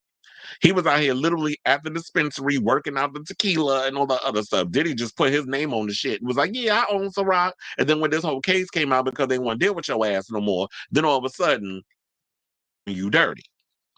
Which some people feel like because he started trying to ask for things from Hollywood and the music industry and trying to get ownership and helping Black people, people think this is the reason why they're all of a sudden coming down on him, similar to the whole Bill Cosby thing. Regardless of if that's the case, but nobody put a gun in your head and tell you to be out here doing criminal activities. Bill Cosby with the assaults and Diddy with all of this. So, yeah, two things can be true at the same time. It's like, yeah, maybe that is playing a factor in it. That's a conspiracy. We don't necessarily know. All we can do is go by what we have. But nobody told you to go out here and do all this other stuff. So, yeah, his Homely Hills mansion was infiltrated. And his home, both homes, the sons were held and detained. We saw the pictures and stuff of them where they were held under arrest and they were on the dirt and the grass or standing up or whatever case some of them was. But whatever happened to Quincy? I wonder if he was there. That's Albie Shore's son, with Kim Porter. Which some people believe that Diddy had Kim Porter on the line. Maybe she became aware of the stuff that was going on and got a little too close, and y'all had her unalived, allegedly. And the word on the street is, the people out here saying Jay-Z might be next. Beyonce, you better file for that divorce because you got Cowboy Carter coming out this week. And if they're gonna be looking into Jay-Z soon, says you better take Blue and the rest of them kids, get them far away as possible. She might breathe a sigh of relief if they come after Jay-Z. Because while he getting all this praise and stuff now, sometimes I'll be looking at Beyonce like she might be held captive secretly. But that's just me. But anyway, let's get to this Roland Martin clip because I felt like this was vitally important. That the way they broke it down, and he brought an attorney on that could break down everything and what the role of the Homeland Security is and all this other stuff. And even though we don't know a lot, I felt like you can, watching the clip, read between the lines. This is why I love free press. People like Roland Martin that is not infiltrated by the corruption of, Western media and all that other stuff. Because he gonna give you the real tea. So please hold while I pull up this clip. News across the country, the homes of Diddy in Los Angeles and Miami have been raided by the Department of Homeland Security. About an hour ago, the news broke with regards to this raid. This right here is video from Fox 11 of their helicopter showing Diddy's home in Holmby Hills. You will see a number of people, including his sons, Christian and Justin, being led out of the home in handcuffs. You see Department of Homeland Security officers dressed in full gear, dressed with their submachine guns, conducting this raid on the home of Diddy in Los Angeles. Different reports say Diddy was at his home on Star Island in Miami. As you see, occupants of the house, you see right there, they were being placed on the ground in handcuffs. And again, two of Diddy's sons were also handcuffed. No idea as to what was the purpose of the raid. Joining us right now is attorney Monique Presley. Monique, first and foremost, walk folks through, in order to conduct this type of a raid, they have to get a warrant from a judge. Yes, they would have to have a warrant in order to conduct this type of raid. Certainly, they would have to make a showing of probable cause in order to be able to do the raid. That doesn't mean that arrests were attendant to it. It just means that they laid out a particular bill or set of circumstances and facts, which led a judge to believe it was more likely than not that they would be able to find the evidence that they were seeking in one of those properties, or at least there was justification for looking for the evidence that they were seeking in those properties. But now we know about the lawsuit that Cassie filed against him, a number of significant charges that were leveled in that civil lawsuit. Was filed on a Thursday, was settled the very next day. She talked about being physically beaten, talked about sexual assault. There have been other lawsuits as well filed against Diddy in New York State by a number of people. And so he is facing a significant legal onslaught. He is, but we have no way of knowing if any of those things that you just named are connected to this at all. The only statement that's been released by the government officials who conducted the raid is that the searches, the raids, were part of an ongoing investigation. We don't know what kind of investigation, and to that point, many of the news stories are colliding, smashing together the statement from the government officials and the fact that there are ongoing sexual allegations or sexual assault allegations or different types of other allegations against Mr. Combs. But that's not the statement that was made by the government. The government just said an ongoing investigation and did not say what kind. So to assume that because it was Combs security, to assume that it was because they're investigators, they often assist United States attorneys' offices and other offices in making investigations, particularly where it's large properties, such as in this case. There shouldn't necessarily be any conclusions drawn. And I do believe that in a short period of time, more information will be known. This is the actual statement. Go to my iPad.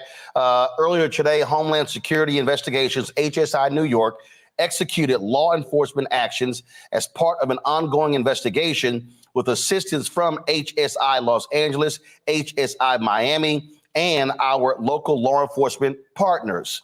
We will provide further information as it becomes available. That was from the Department of Homeland Security. First of all, what do you read in terms of the fact that this comes out, this was executed by Homeland Security in New York?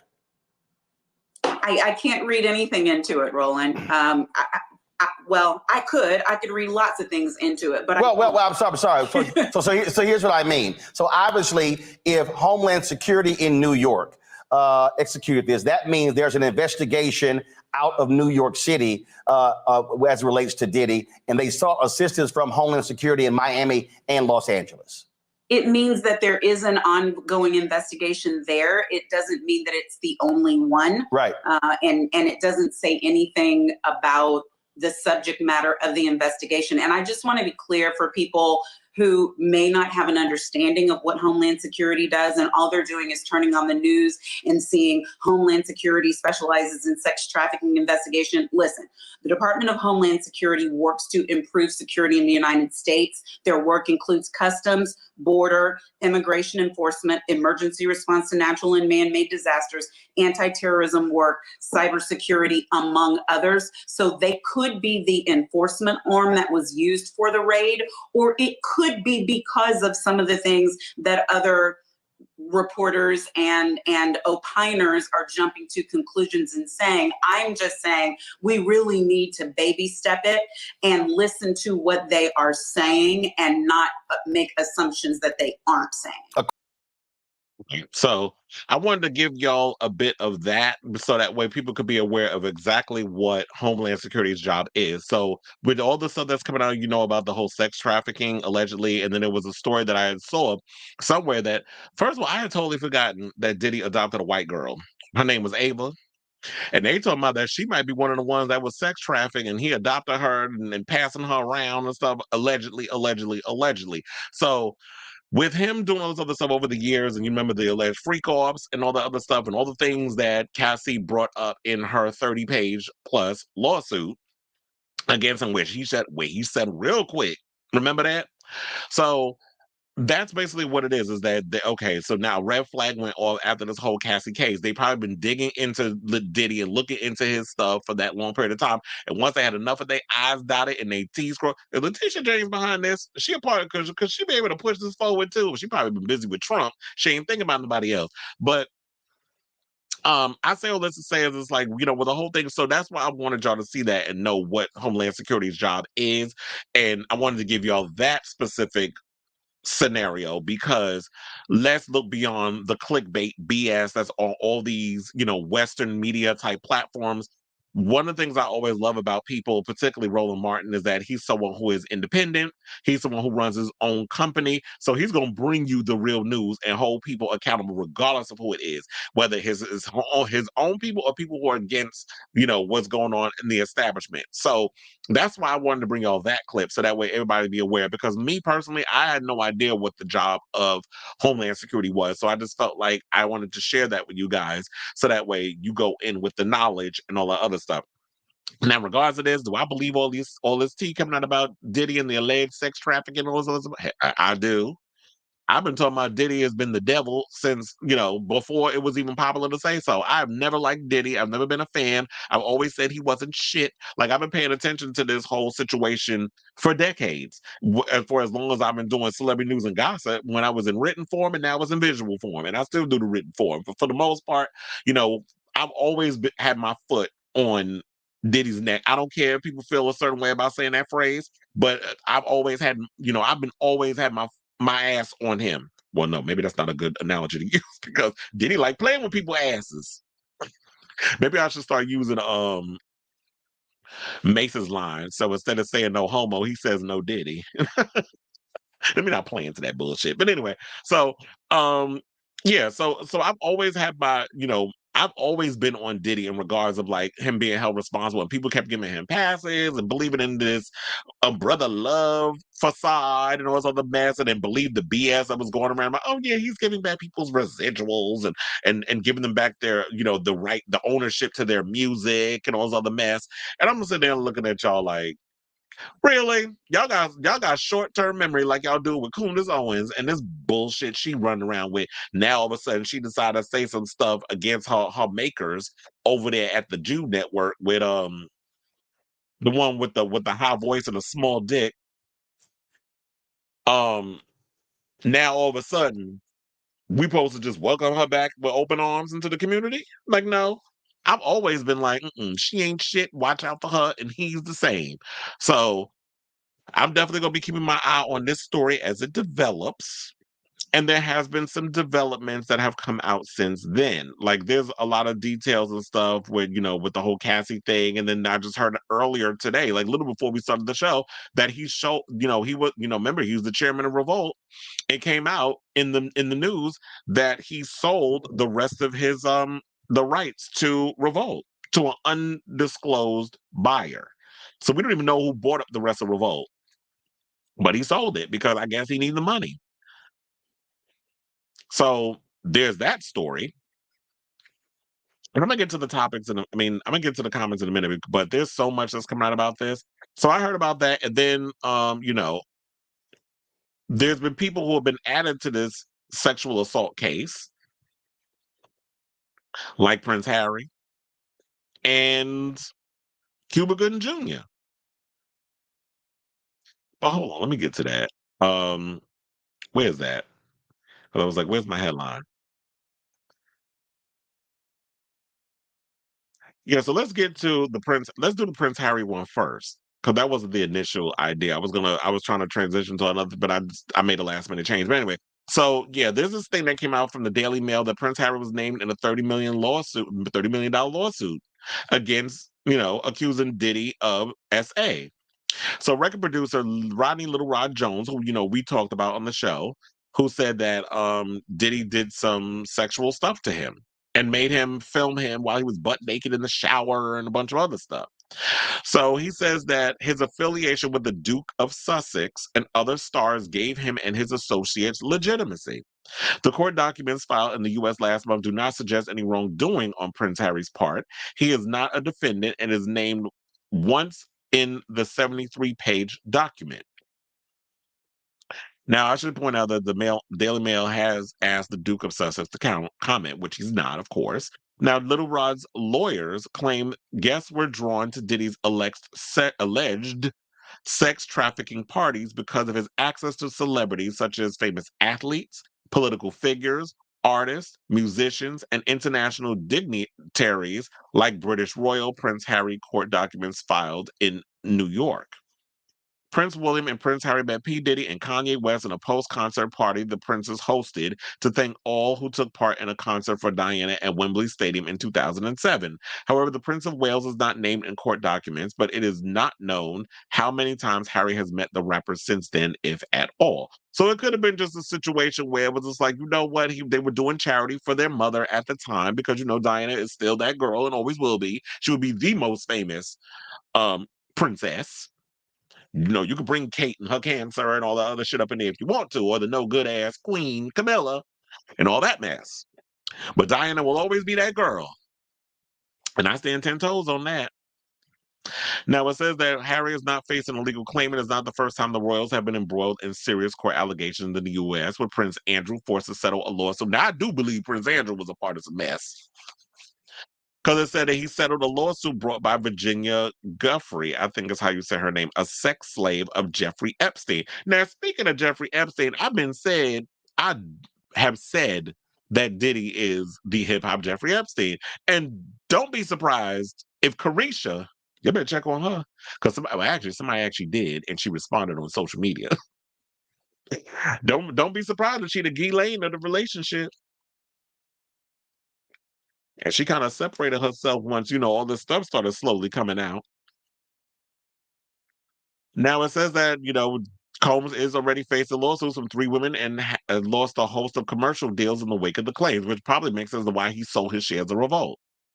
Now, we already talked about, the whole Florida mansion thing, and it also said that his private jet was tracked to Antigua, but he wasn't on it. So people thought that he ran off or, he tried to pull a OJ or not even a OJ, a Russell Simmons and try to flee the country and left his sons behind. And I should point out that Little Rod, who, he is a producer, he produced 9 songs on Diddy's 2023 The Love album, and said that he was ordered to recruit prostitutes and have sex with them for the star's pleasure at his party. Same thing that Cassie said. He also said that the hip-hop mogul SA'd him. He also claims that underage girls and sex workers were guests at the star's house parties and that he saw the stars drug their drinks. He also claims he has hundreds of hours of video documenting Combs' seriously illegal activity. Well, child, if you got the footage, bring them out, bring them out.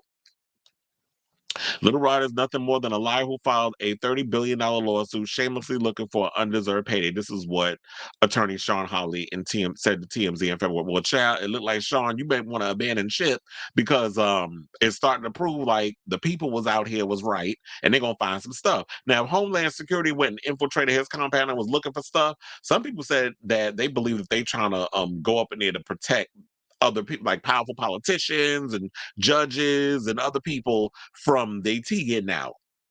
I wouldn't be surprised if that's the truth. But hopefully, the real truth and everything comes out and comes forward. See, now it just seems like I've gone down this rabbit hole and I'm really just creating more conspiracy theories. But then again, these are things that we should all be thinking about, correct? I would think.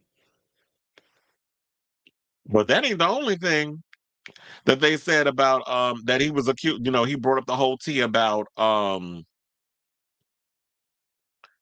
Diddy and all this other stuff that was going on. Prince Harry, he even dragged Cuba Gooding Jr., Mason Daddy, into the conversation, from Scream. Now, he went on and said the following. He said he filed a civil lawsuit and added Cuba Gooding Jr.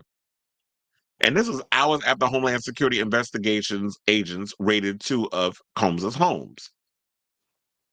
Now, Jones previously named Gooding, who's 56, in his February lawsuit, accusing the actor of sexually harassing. I was going to say SH, but then y'all wouldn't know what that meant. Sexually harassing and assaulting him on a yacht rented by Combs, who's 54, in the U.S. Virgin Islands in January of 2023.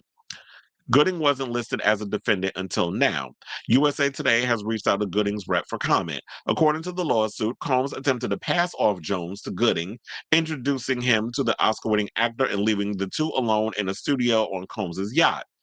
Cuba Gooding Jr. began touching, groping, and fondling Mr. Jones's legs, his upper inner thighs near his groin, the small of his back near his buttocks, and his shoulders. This is what Jones's lawsuit alleges. The complaint includes a photo that purportedly shows Gooding with his arm around Jones, along with a picture that allegedly shows Combs and Gooding talking on the yacht. Combs failed to step in and stop Gooding from S.A.ing Jones, the lawsuit states. Gooding has faced several lawsuits in recent years over alleged SA, rape, and forcible touching. Jones's lawsuit has implicated other celebrities, including rapper Young Miami, speaking of Carisha, whose unnamed cousin was accused of SAing after she allegedly burst into the bathroom and began groping Jones during a gathering on Thanksgiving of 2022. Jones also claims producer Stevie J helped recruit sex workers for Combs and participated in sex parties referred to as freak-offs, a term Combs allegedly used to refer to sexual encounters with sex workers, according to the lawsuit. Jones worked with Combs on his most recent record, as we pointed out, the Love album, and according to Jones, he and Combs worked together between September 2022 and November 2023 and worked on 9 songs, and says that he has 13 months of work that they have together and that he got footage of things that went on that will corroborate his story. And my thing is this: let these investigators do their job. I'm so glad that the chickens have come home to roost. I've been called Diddy the devil. I done said that this man has just the personification of evil. He ain't the first and he ain't the damn last. And I'm glad all these people's coming down. But I do think that we need an even playing field. We're not going to just continue to take down, rich, wealthy black men, and then Donald Trump get to keep getting, chance at the chance at the chance. He was supposed to pay $400 million bond, but now when the time comes to pay up, now y'all want to cut it down to a lesser number. I'm like, what? Why is it that the rules always apply that apply to all of us is different when it comes to him? It's like it's us versus Donald Trump. Donald Trump just gets to do what the fuck he want, no consequence or whatever. He gets away with murder, literally. Because I wouldn't be surprised if he got a bid with some blood on his hands from something. But that's what irritates me about this situation is the fact that, yeah, don't get me wrong. Diddy need to pay for what he's done. Bill Cosby need to pay for what he's done. R. Kelly is paying for what he's done. Some of these other people that have done harm to people over the years are paying for what they've done. But we got to level things out. It can't just be y'all just going after all the black people. And then we got white folks out here just doing some shit. And then y'all just want to drag your feet and take your time and play on our face. And when we think we got their ass, there's always some way that this man got a loophole where he gets away with more murder and slithers out like the damn snake he is. So that's all I say is it's like, can we just please level the playing field on this situation?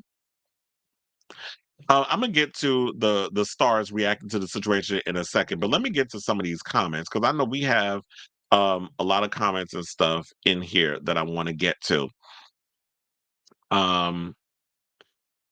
Felix says this is like R. Kelly and Bill Cosby all over again. Exactly. Felix says you don't run if you're not guilty. Absolutely. Having his sons involved makes it worse than what happened with R. Kelly. Saying he's not guilty, why flee? That's the second person to say that.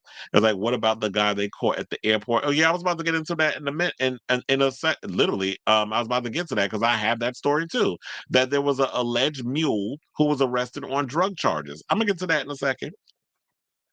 And child, I don't know if y'all saw it, but there's some other things that I came across too that I'm a bring up in this conversation. But let me get through the comments. Robert says, I'll say it, Candace is the ultimate grifter. She absolutely is. People are expecting her to go back to she's not. First of all, she's planning y'all faces. She's contiguously BSing and gaslighting y'all. She knows she could go on shows like Joe Budden and Charlamagne because they don't have the mental bandwidth to handle conversations when it comes to politics. She can go on there and just say, well, did you know this? Da, da, da.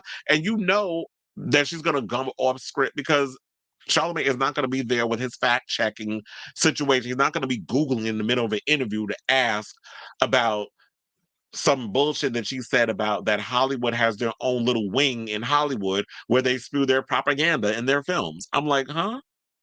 I may have to look that up myself, but she was coming up saying all kinds of weird shit, and she knows she can go in those places because they're not going to challenge her on the things she says. She's not going to go on a Roland Martin and have him challenge her on her bullshit. She knows she can go on Charlamagne and all them other ones, and it kind of made me wonder too when she goes on those places. Do you think it was even the Breakfast Club or Joe Budden's idea to even have her on there, or are they at the mercy of their bosses? Who I don't know who runs the Joe Budden podcast or who gives Joe Budden his, wherewithal to interview certain people. But I do know that iHeart runs and owns the Breakfast Club. So it kind of makes me wonder, does iHeart, are they the ones, because a lot of those corporate animals behind the scenes, they low-key Trump supporters or they low-key play into this propaganda shit. Y'all just don't know it because we don't know them and we're not paying attention to or following the money and all that other stuff. So it kind of makes me wonder, were they forced to do this interview and then they just come up in here? But even if they were, at least come with your knowledge or being aware of prepping yourself on some of the conversations y'all gonna have. But it's just, as per usual, you can't expect DJ Envy to have emotion of intelligence. I'm surprised his ass is a Virgo. That is the dumbest fucking Virgo I've ever experienced in my damn life on TV. You got Charlamagne, who's another duh, and then you got dumbass Jess Hilarious, who I feel like dilutes the show even more. Y'all thought she ate by being a part of that show. I think she's dumber. The dumbest female co-host that y'all had on the show. She just lacks the intelligence or the social vernacular to even have any remote conversation. But then again, if she's somebody up there who can't even equate the women and trans women and all cis women and trans women, that sort of thing, what makes you think she could talk politics? And remember, Candace is the same bitch that sat up in here and just played in our face and just totally disrespected Ahmaud Arbery, George Floyd, and so many others. Like George Floyd is a criminal. Why are we highlighting criminals? regardless of what his record was, he did not deserve to die the way he died. That's the whole conversation. And now that's the kind of conversation you need to be having and challenging instead of letting this dumbass bitch just go up in there with them dry ass fucked up edges of hers and saying the dumb shit she says. So, and then sit up in here grifting. First of all, bitch, ain't your husband a multi-millionaire? What the fuck you need money from? Like, suck his dick again and ask him, while he about to climax, could you sign that $1 million check, please? Why you up in there slobbing that fucking knob of his and gulping down his semen? Why don't you do that, bitch? Instead of asking us to help you out. And dumbass is gonna fucking do it. Because per usual, the black community has short-term fucking memory. Everybody ain't getting the invite to the cookout. The only way that bitch getting invited is if one of you hoes and bring some potato salad with some fucking raisins in it. And if you do, your ass getting kicked out of the cookout too. So Cleveland Legend says, does Usher, J-Lo, Danity Kane members, Faith Evans, others know stuff too? Did Kim Porter... Look, I already said that I believe that Kim Porter probably knew where the bodies was buried. And what about Justin mother? Who's mother? Misa? Didn't she come at Diddy at one point when he got hit with that DUI? And then all of a sudden she got real quiet real quick. And look, I understand. Like, some of y'all got to be quiet. Like, Kimora can only say but so much, but I'm worrying about her life being in jeopardy. Remember, Claudia Jordan's friend, who was, I guess, messing with Jay-Z. You see, she ain't alive. And that story been floating around. And that's why I told her Jay-Z might be next. They're going to come after him. Beyonce, you better run. Take the kids and run. You got the money. You don't need him. And I do believe that J-Lo, because I remember we had a conversation on this show not too long ago when we was talking about Diddy, or maybe I was talking about J-Lo. I don't remember, because I talk about J-Lo so much.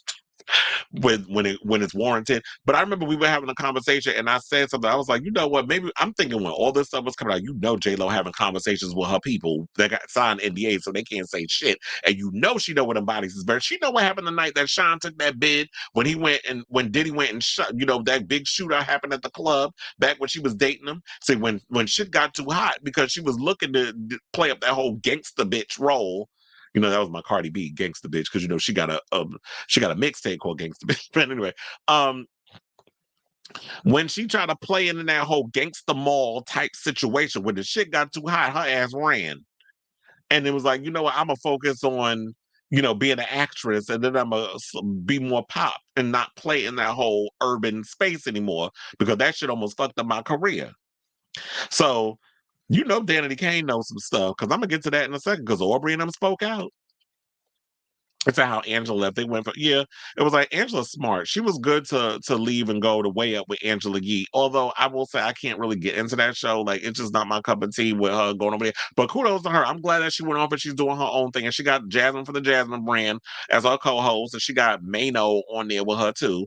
But I'm glad she got her little thing going and she's doing what she's doing. And she left the Breakfast Club because them two idiots was fucking problematic. And you know what? Even though Angela Yee did work my nerves sometimes, I will say that at least she clearly was the one with the brains on that panel. Child, I remember the stories about Jay-Z. Well, I don't know about the Aaliyah being unalived by him or whatever, but I remember hearing stuff that he was trying to get up in her cookies too, which I believe is why and one of the main reasons why he and Dame Dash have their situation going on. Not alleged about the beef, but alleged about the whole Jay-Z situation with him and I got to protect myself with the alleged. Why him and Aaliyah, it was them fighting over Aaliyah. A lot of these nasty ass old men fighting over the girl. Because remember, at one point, Timbaland told me he was in love with her too. I'm like, what is wrong with y'all? R. Kelly, Timbaland, not Pharrell. I won't throw him up in there. Jay-Z, and then you had Dame Dash. She chose Dame. She had a thing for older men. Maybe she was an old soul, but we gotta watch out for these perverts, chair. But yeah, let me see. Oh, so let's get to this one, and then I'm gonna add the other story up in there as well about the drug mule, because I didn't even create a headline for it. This was just breaking news. But you know what? I want to entertain some shit because I came across these pictures and I posted on my Instagram. This shit was too damn funny with the surviving Diddy. Diddy do it, surviving Diddy. I was having a cackle over this. But anyway, so it says that Cassie, 50 Cent, and more are weighing in on the federal agents who raided Diddy's Los Angeles and Miami homes. The former Diddy Kane member shared a headline about Homeland Security swarming the rapper's properties via Instagram stories, quipping, "What you sow, you shall reap. I pray this emboldens all of U.S. victims to finally speak on what we have endured." Because, with the Homeland Security and all that stuff checking, they're trying to see if he's been crossing underage girls and boys across state lines for his legendary freak-offs.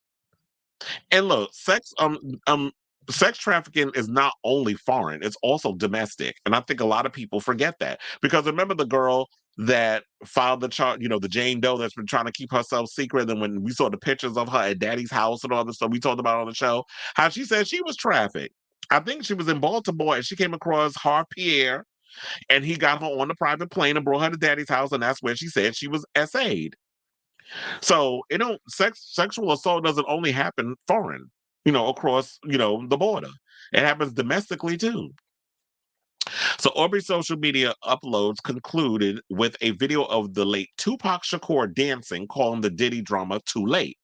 Video surfaced Monday, as we know, of federal law enforcement agents at the Grammy winners' houses with guns drawn and helicopters overhead. Multiple people were seen being handcuffed, including two men Diddy's sons, or believed to be his sons, Justin and King Combs. Earlier today, Homeland Security investigations, they said New York executed law enforcement actions as part of an ongoing investigation with assistance from HSI Los Angeles, HSI Miami, and our local law enforcement partners. Speaking of CSI and NCIS and Law and Order, SVU, and also Chad, first of all, he need to get Olivia Pope on the line, and we need to get Olivia Benson. So let's get both Olivias on this shit. Speaking of which, shout out to Law and Order SVU for getting greenlit for a 26th season. That's my girl. She came to my job the other day too, Mariska. Anyway, so I'm like, with all these acronym shows, maybe y'all need to create an HSI series. Let's get an HSI Los Angeles, HSI Miami, HSI New York. We need a Homeland Security. Let me not give CBS no more ideas. So they said we will further provide information as it becomes available. The record executive was subsequently spotted pacing outside the Miami Opa-locka Executive Airport amid reports his private jet had landed in the Caribbean. So I think what had happened was Diddy was trying to make a run for it, and they caught his ass at the airport. But that plane took off regardless and wound up in not Bali, because we're about to talk about Russell Simmons in a second, but it ended up in the Caribbean. And that's what it was. I think he realized shit got real. And that's what 50 Cent said. He said, shit just got real. The In the Club rapper, who's 48, wrote with big eyeball emojis, the feds in all the cribs, then they got the kids in cuffs. Now it's not Diddy do it, it's Diddy done. They done come unless they got a case, or they don't come like that unless they got a case. Now, 50 and O'Day similarly criticized Diddy when his ex Cassie sued him in November 2023 for rape, physical abuse, and more. And that's why I pulled up the Diddy Do It picture. Some context. But let's get up the other one. Surviving Puffy's coming soon to Netflix, but I don't think it's real. And remember when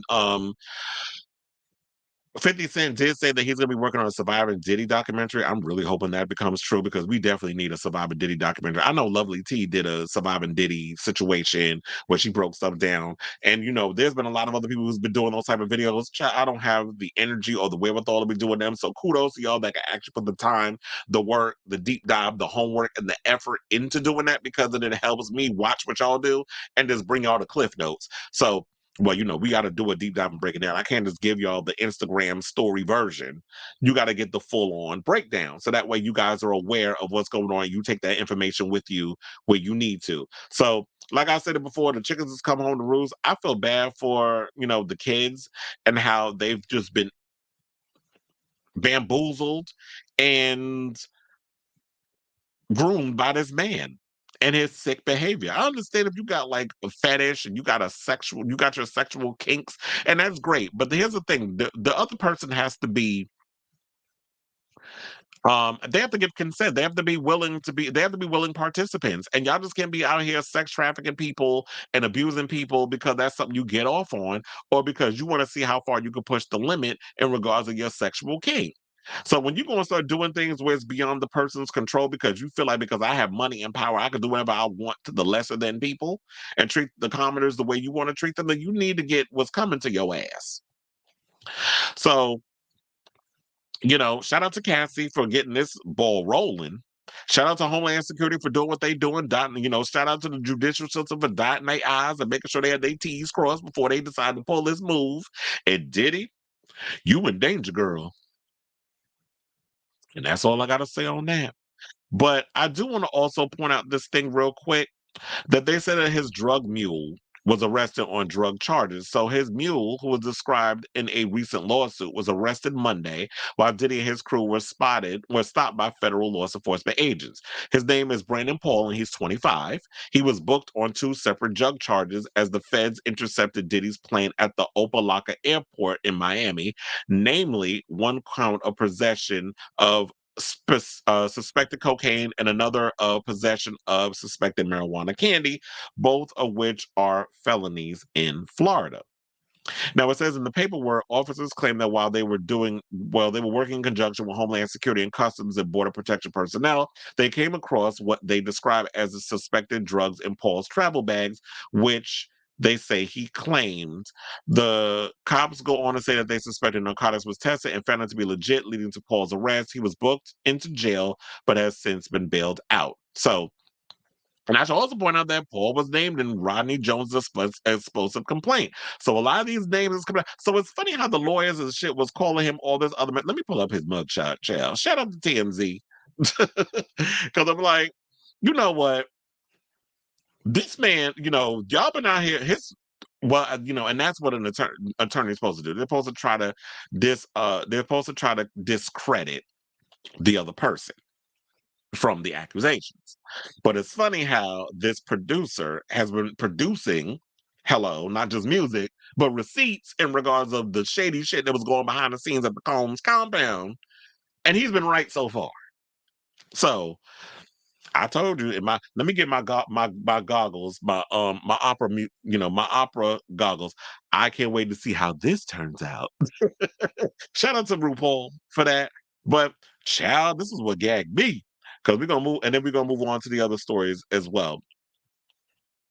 There was this picture that I saw on Twitter where they said that the Nickelodeon logo,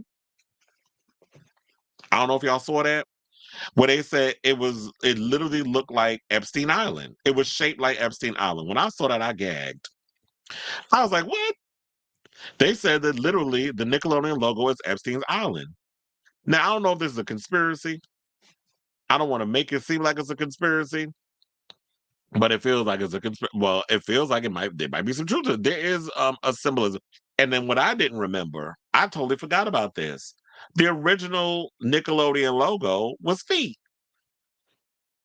Now, we know about a certain somebody in a foot fetish, right? Dan got a foot fetish. He loved feet. He liked them on them kids, and he was always pointing on the show. And the original logo was feet until they moved it to this. So, damn, we got to start looking into Epstein Island possibly having people from Nickelodeon being a part of that. I mean, I wouldn't be surprised. So yeah, I wanted to point that out real quick, for y'all to see, just so that y'all would know and stuff.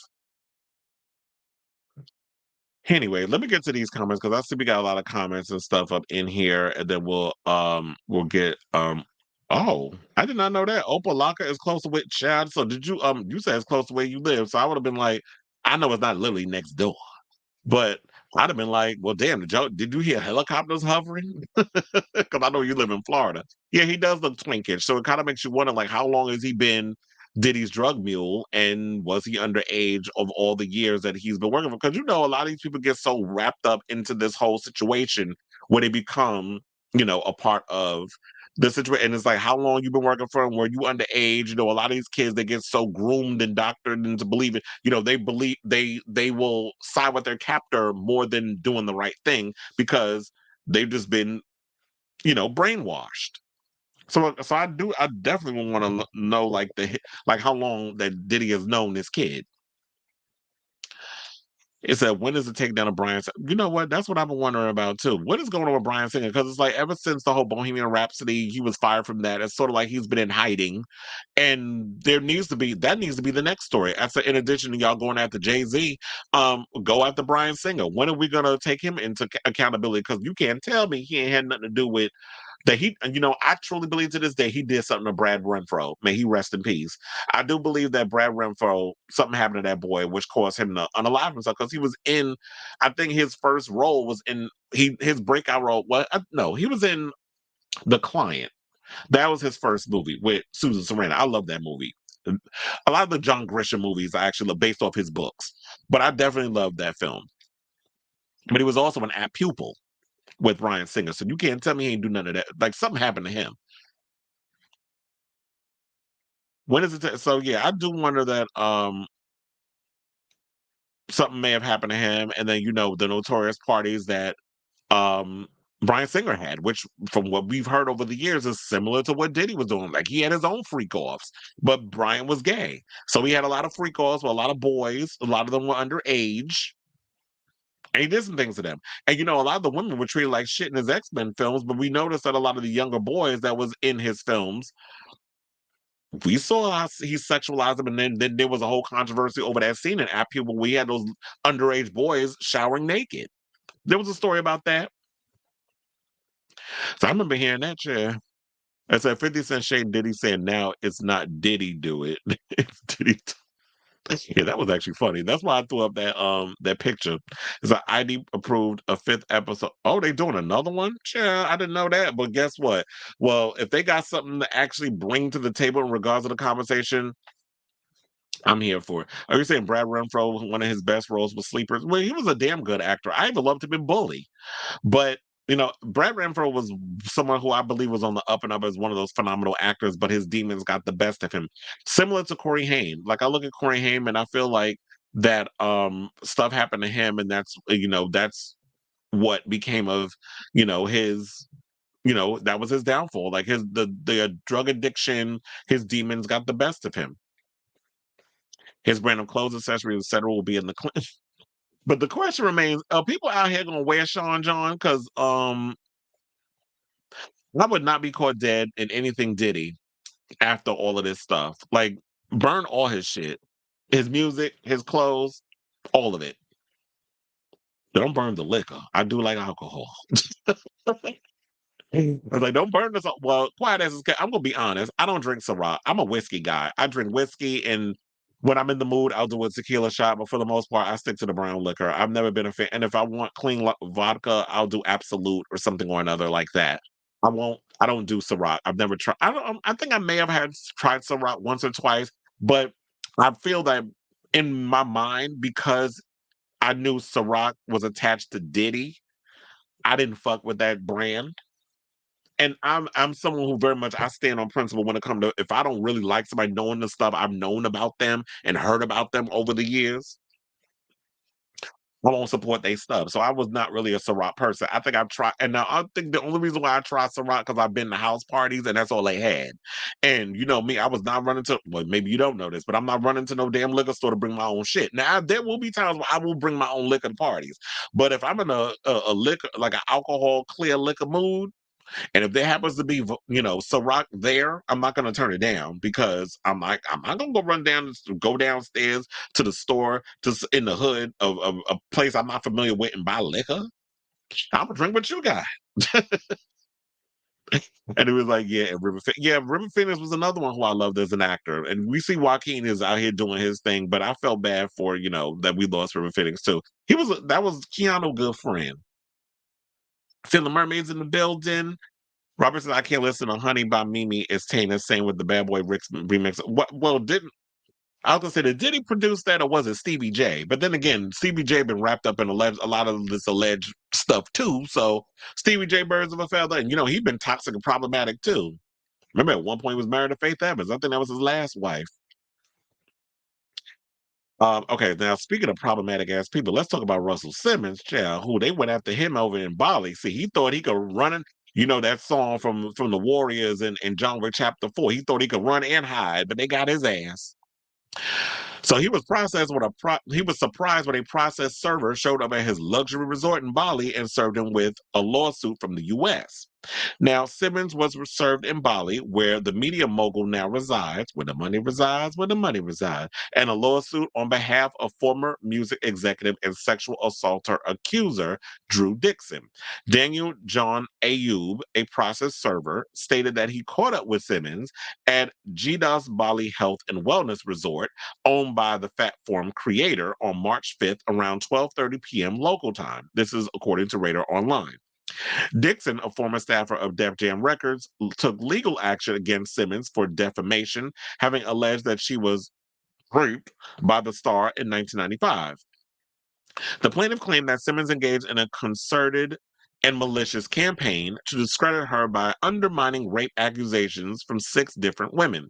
Radar Online should note that complaint alleges that Simmons defamed her in a December podcast interview, during which he subjected Ms. Dixon to public ridicule, contempt, and disgrace by, among other things, calling Ms. Dixon a liar in published statements with the malicious intent of discrediting and further damaging Ms. Dixon worldwide. They also said during the podcast interview, Simmons said, "I've never been forceful in any of my relationships and that all were consensual." He also insinuated that claimants could be seeking notoriety in the market where people thirst for fame, saying, "If you slept with as many people as I slept with, thousands, and we're talking about 6 people." He also said on the In-Depth with Graham Basinger podcast. Per the suit, Simmons continued his pattern of defamation through January 2024. And they said that Abe spent more than an hour searching for Simmons before he found him, noting that he had seen photos of the mogul on Instagram, in YouTube videos, and online and media reports, so he could confirm it was indeed him. Simmons stopped speaking to the woman who was standing next to him, according to the service document, which noted 2 people at his 2 other people at his table, saying, "I said, 'Excuse me, Mr. Simmons, sorry to interrupt your meeting.' And I then handed the service documents in an envelope and said, 'This is for you.'" After learning that he had been served from the state of New York, Simmons quickly dropped the envelope on the table and reportedly said, "Ah, fuck shit." Now that is funny that he went and said, I was like, "Yeah, they got your black ass. They went and got your behind and said, you thought you could escape? You thought you could pull a fucking Roman Polanski and escape, the authorities over in Bali." And you know what? His ass so damn stupid. See, this is what you get, because like when you did with Usher, trying to use him for clout, and they dragged your ass, as well as Usher, and rightfully so, on social media. You out here spilling your tea, letting everybody know where the hell you at. Everybody know, if you're smart, that you post, if you're a public figure, you post where you was at when you leave, so that way they can't get you. That's how you get robbed. So this is when celebrity, "Oh yeah, I'm not home. I'm on a business trip or whatever. I'm over in Vegas or I'm in Bali or wherever the case is." Okay, so let's go to their house over in Hollywood Hills or in Calabasas and go rob them motherfuckers. Ain't nobody home. They ain't got no security. So let's go clean them out. And so he's so damn stupid. He went and spilled his own tea, and that's when the guy found out where he was, because he was putting his business all over social media. Maybe Russell Simmons is so old or whatever. He just don't know how social media works. But I am wondering this. With Uncle Russ being served these papers, right? Does this mean that he'll be forced to leave Bali and return to the U.S. to face trial? This is what I'm wondering, because it's like, okay, you went and tracked him down and you went and found him and tried to figure, and you went and said all this other stuff. Like, okay, so now we got to, bring you in or whatever the case is, or we found you, we served you the papers and you did touch it. So now you know what it is and you've been served. What does this mean? Does this mean he's going to have to be, they're going to have to bring him to Bali, or he's going to have to run somewhere else and try to get away? Like, I don't know what this means. So I'll definitely be keeping an eye on this story as it develops, because I'm sure it's a lot, and it ain't going nowhere anytime soon. All right, so we got a comment, and then we got 3 more topics, and then we are done with today's show. Child, this show was heavy, wasn't it? Because I'm ready to move on from this Diddy stuff. The Diddy stuff was a lot. And then also poor Elon Musk, he got a lawsuit dismissed that was trying to sue a hate crime. Child, first of all, after that interview he did with Don Lemon, it just solidified and confirmed that what I've always known about Elon is that just because you got a lot of money doesn't necessarily mean you're a smart guy. The guy's a fucking idiot.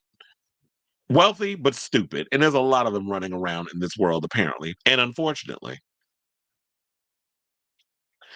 All right, so there seems to be trouble in paradise between Ryan Gosling and Eva Mendes. Now, Ryan Gosling's career has been it's been heating up, and we've been noticing this for a while. He's been doing a lot of big Hollywood movies. He did Barbie, which is $1 billion grossing franchise. He did Blade Runner 2049. That movie didn't really do that well financially, but I do love, Blade Runner 2049.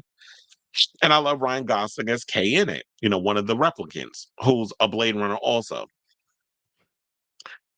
And I liked him in Barbie and all the other good stuff. He's also about to do The Fall Guy with Emily Blunt. That's supposed to be coming out, I believe, next month. So I'm actually excited, looking forward to that movie too. It looks really good. But apparently they said that things are starting to cool between him and his wife, who's also an actress by the name of Eva Mendes. Now, according to Radar Online, it says it was the biggest night of Ryan Gosling's career at the 96th Annual Academy Awards, where the Barbie star was nominated for Best Supporting Actor and brought down the house with a rousing rendition of I'm Just Ken, which, if you watch the performance, it was based off of Diamonds Are a Girl's Best Friend by Marilyn Monroe, which Madonna replicated that in her own way with Material Girl. So it says, while Hollywood heavyweights congratulated, we'll go with that, him after his history-making performance, one person was notably absent, his wife, Eva Mendes. And funnily enough, when I was watching the Oscars, I was like, where's Eva? Like, why wouldn't she be there next to him during that night? There was a woman that was there. I'm like, is that his mother? Was he pulling oh my God, I totally forgot his name. It was in my head. Bradley Cooper. Was he pulling a Bradley Cooper and bringing his mother to the Oscars? So I didn't think nothing of it, but in the back of my mind, I was like, why isn't Eva Mendes there to support her husband on his night, especially when she's an actress? Because Emily Blunt and John Krasinski was there, to support Oppenheimer, and he's not even in the movie. His wife is. So if everybody else could be there to stand in solidarity with their significant others, why wasn't she there? So that was one of the things that crossed my mind. Now, insiders claim while Mendes, who's 50, was backstage at the award show. First of all, can I just say this? Yeah, she was backstage, but Eva Mendes is 50. She looks good. And I didn't realize this. I was like, well, wait a minute. I actually thought she was younger. I thought she was in like her mid-40s, whatever. Like Ryan Gosling is what? I think 43. And she's 50. I'm like, well, damn. First of all, I didn't know he liked older women. And number two, I was like, she looked good for 50. That sounds like a backhanded compliment, but you know what I mean. So they said while she was backstage at the award show, her public absence of support for her husband pointed to trouble in the marriage. People were surprised Eva wasn't by Ryan's side. This is what a source said, according to Star Magazine. It was a huge evening for him, and she was nowhere to be found. While the actress was spotted backstage earlier and later paid tribute to Ross Gosling on Instagram, Mendez's gnarly absence suggested trouble in paradise for the married couple. One source said the parents to Esmeralda, 9, and Amanda, 7, are hanging on by a thread as they struggle with jealousy and fights over expanding their family. Saying Ryan and Eva don't like to go to events together, but the Oscars are different. This is what the tipster said. It just goes to show how separate their lives are. Behind the scenes, the 50-year-old actress is feeling resentful of her husband, the source alleged. In 2012, she put her acting on the back burner to focus on being a mother and a wife. Eva has given up a lot to support Ryan and to be hands-on mother with their 2 daughters.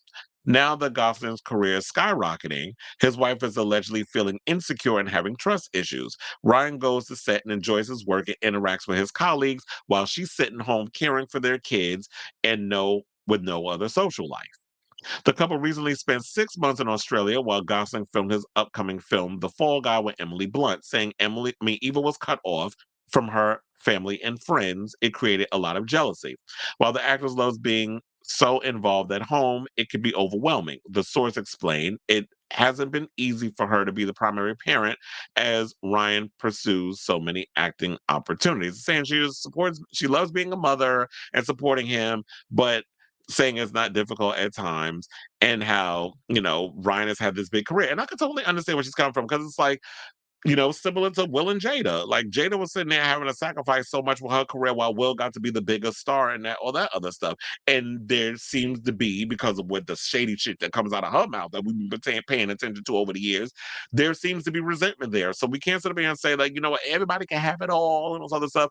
Child, quiet as it's kept. I think J-Lo and Ben Affleck might be next with the relationship is going to be going sour because, you know, she thought that she ate with this career, this thing of like, let's make Ben this big thing and bring up their, you know, our relationship and our love, and we're in this love bubble, similar to Teresa Giudice and Louis Ruelas, and people was going to care, but we didn't care. And now it's like there was somebody, who was it? I think it might have been Felix. Somebody sent me a oh no, it was one of my friends, Raphael, I believe, sent me a video of Ben getting caught by J-Lo looking at another girl. And she kind of was chastising him in a way because the camera was catching it. And the girl looked good. She was younger, body was banging. And he had to come up with something quick. So he was acting like his neck was hurting, and he pulls her in close, and he's like hugging her up. I wish I would have had that video. I would have brought it up for y'all to see. But y'all, I was cackling. I said, ma'am. It don't care. It does not matter how hard you work at the gym, how hard you work out to get that body to body, or how hard, you know, you try to make yourself look younger, and you know, how fast you try to drop that kitty down low in the club, or whatever the case is. A man's eyes is going to always wander. And my thing is this: I don't feel like it's cheating if somebody looks at another person. I don't understand why people get mad over that. Oh, why you looking at them? Because I got fucking eyes. I'm gonna always look at somebody they hot. It ain't mean I'm gonna fuck them. But if you attractive, I'm gonna look. I ain't dead shit. I'll be damned if I can't look at somebody because you so damn insecure. And I truly believe she insecure. But they talking about that there's a lot of said that Mendez wants to move away from Hollywood and he wants to stay put because his career is heating up. But she's ready to leave LA. And not only that, Ryan wants to have another kid. And she doesn't want one, which I can understand because she's 50. She's already like laid down the foundation with the 7 and the 9-year-old. So they're at that age where it's like, yeah, they still need a parent, but they can still go off and do their little things and it's not a big issue. But at 50, I got to raise another baby. You trying to keep my ass busy with another kid while you run off and make all these damn movies and you barely home to see the kids and I got to be the mother to raise them. And yeah, it's like the father bringing home the bacon and all this other stuff, but we get to live the luxury lifestyle or whatever. But it's like, to me, it just goes to show like, you know what, maybe Ryan can't have it all. And the fact of the matter is, Eva's put her career on the back burner. When's the last time she acted? Was it in one of the Fast and the Furious movies when she made that cameo at the end? My nose keeps itching. Jesus. It's a damn spring or whatever. But yeah, so I say all this to say I'll definitely be keeping an eye on this story as it develops. I really hope that Ryan and Eva can work it out. But look, everything is not meant to last forever. And sometimes the older you get, the more you realize you want more out of life. And sometimes some people don't just want to be the wife of said such person. Fill in the blank, whoever. You know, it's the same thing I look at with Kyla Mauricio. She's allowed him to kind of blossom and become his own person and have his own agency and all these other things. And I think he's feeling himself and he's out here allegedly cheating. And she's at a point in her life where it's like, you know what? I want to declare my own independence because I think that happens around the mark of when you get more or less deeper into your 40s, into your 50s. I think you get to that point where you want to declare your independence. You want to find your own niche and do the things that you want to do. And it's like, you know what? I've put a lot of these things on hold for a long time. I've tolerated and let you do whatever you need to do. But there comes a point in time where I got to be able to do for me. And I got to have my own thing that's individual from raising children and being your wife or vice versa and that sort of thing. And it could be two ships going off in different directions. And if that's what this is, then I feel like, you know what, maybe divorce is imminent. There's nothing wrong with getting a divorce if you know, like, in life, this is not what you want. Or if you've outgrown each other, especially when you barely seeing your husband because he's off working and making movies for 6 months. And I got to keep picking up and moving every time you get a role in something. Because Ryan Gosling's career is it's still, you know, it's on the up and up. It's not like his career is about to kind of go down the toilet. It's not waning. Like his career is rising. And this is after all this work he's put in. So there's that. All right, so Felix says she could have a social life if she wanted. Doesn't she have friends? Well, it said in the article that it's like I guess because they've been traveling so much, she doesn't get to be around her family and friends and stuff. So it's like, yeah, I would still have my own life individual for my husband running off and doing things. But if it comes to a point where Eva has to always, every time Ryan goes to go film a movie for 6 months, it's not like, she's sitting at home in Los Angeles while he's running off filming a movie for 6 months. He's picking up the entire family and they're going with them. So she's constantly having to take the kids and travel.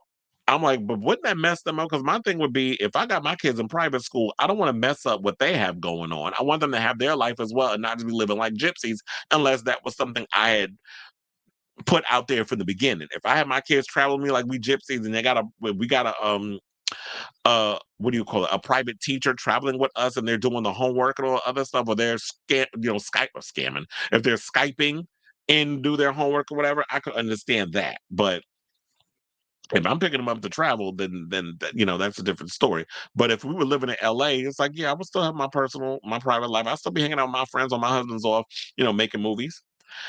I said, yeah, that is mentally exhausting. And then Felix, I said to someone earlier who said Ben is happy with J Lo. I said, oh yeah, I'm sure he loves being her personal Uber driver. Yeah, because I don't think she drives, right? Well, no, because first of all, every time I look at his face, he always looks pissed off. I mean, look, seemed like he even started smoking more cigarettes being around her. I guess some of you Leos being around y'all, it's a lot. It's draining. I know my mother be dealing with a lot when it comes to my father. My father's a Leo, my mother's a Capricorn. So, it's a lot dealing with when you got them two strong personalities. So I know, like, being with a Leo was a lot. You thought being with a Virgo was a lot? Yeah. But it's weird that it's like I understand my father because he's like on the cusp of Leo Virgo. So his birthday is August 21st, and then my birthday is 2 weeks later, September 2nd.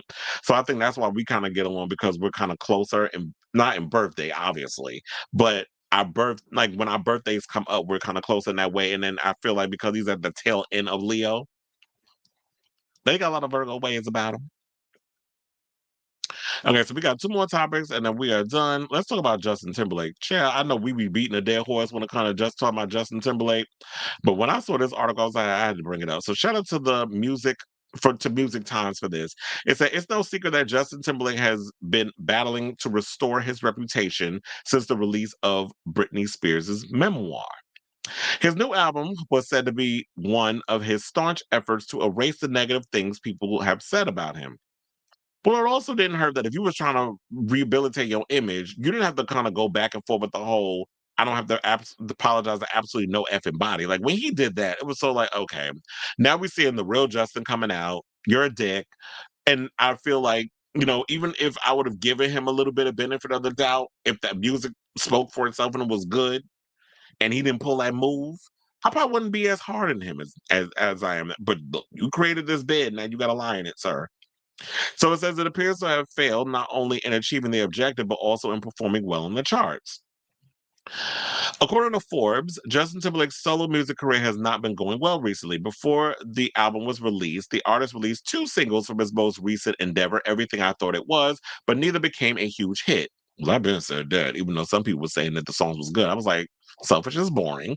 You needed a sexy back if you wanted to come out and give us something hot. I'm hot, or like I love you. Like you needed one of those hard hitting songs if you were going to release a first song, not some boring ass track like that. Why would you bring that song out?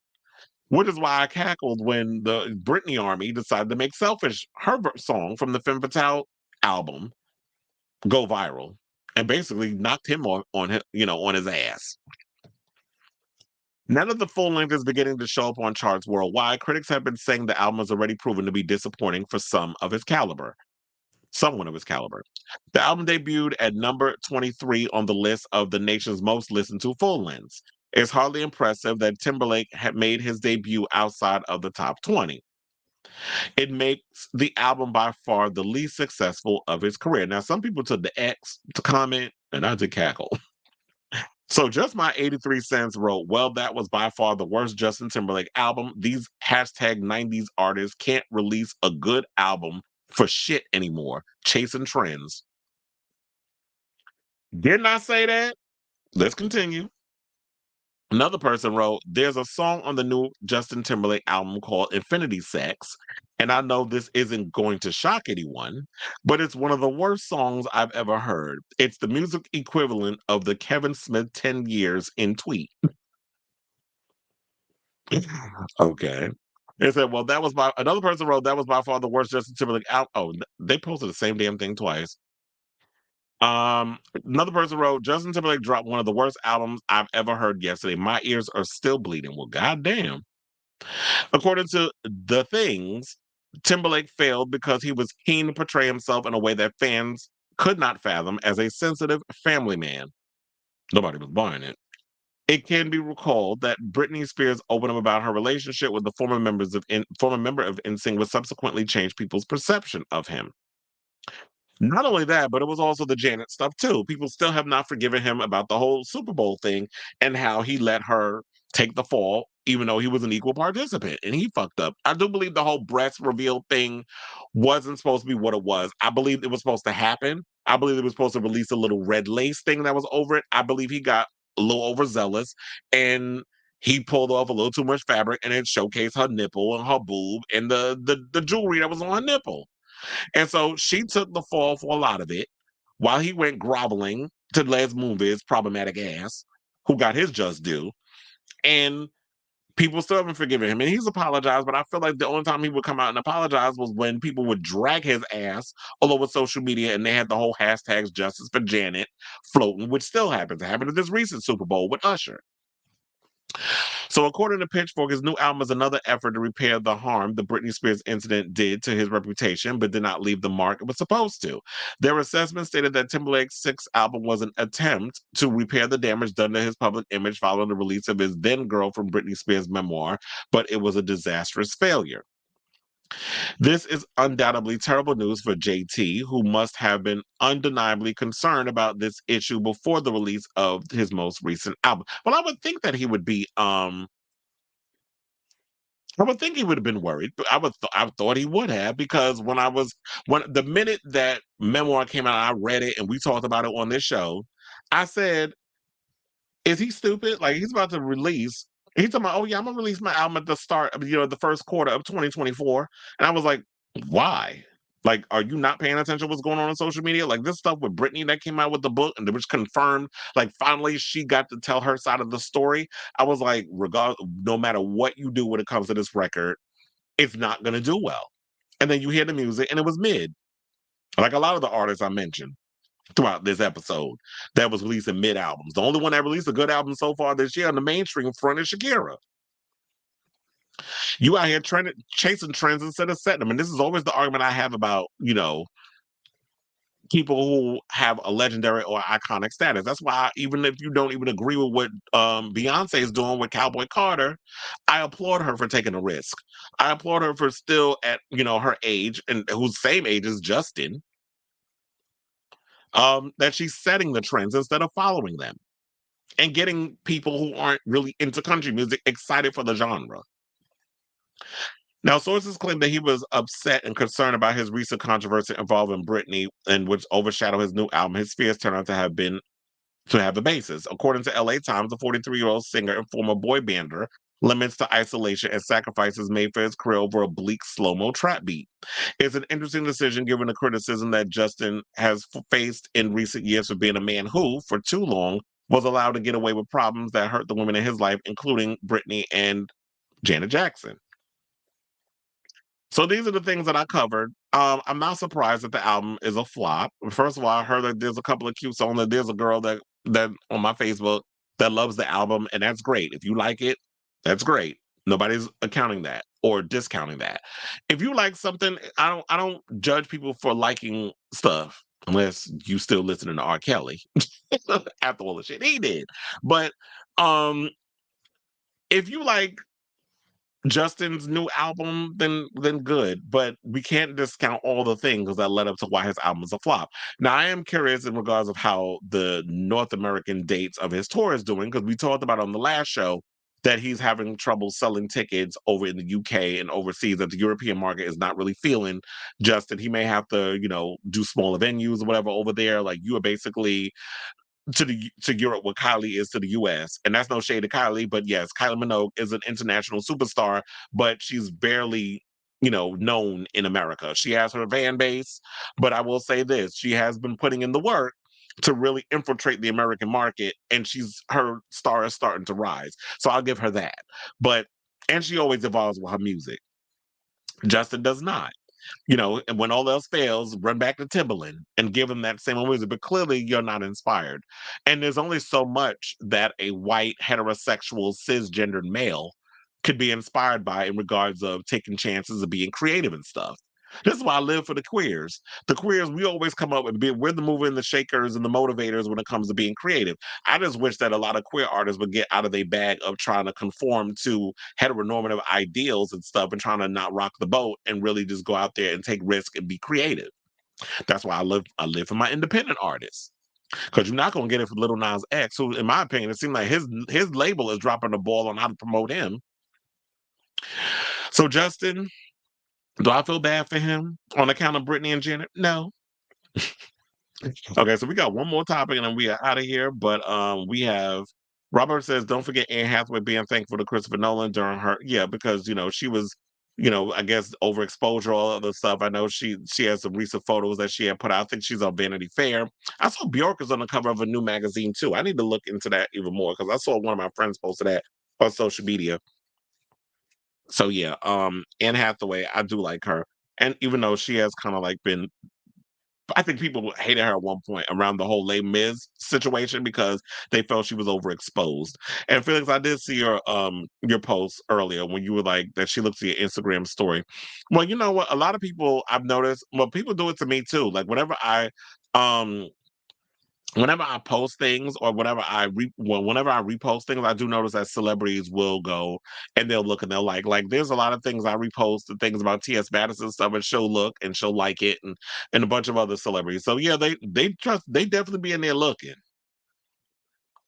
Okay, so Bjork is on Scandinavian Vogue because I did see the pictures. I'm gonna post it on my social medias when I get off of here.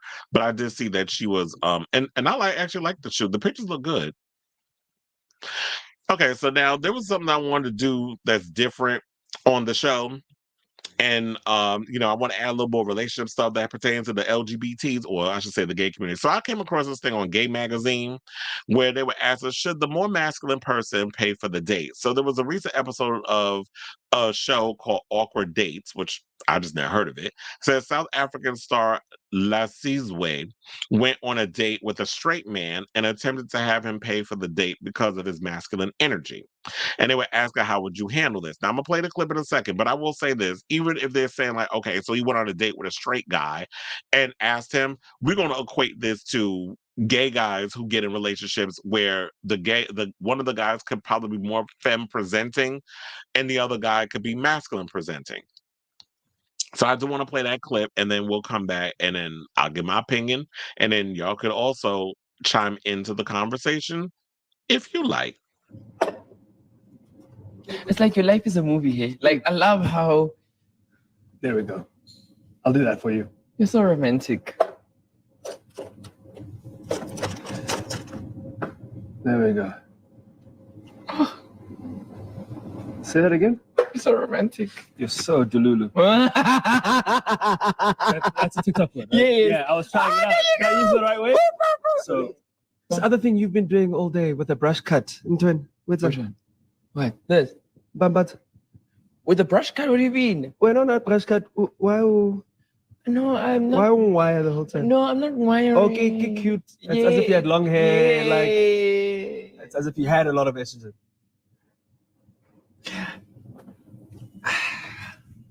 I think like... Have you got a phantom?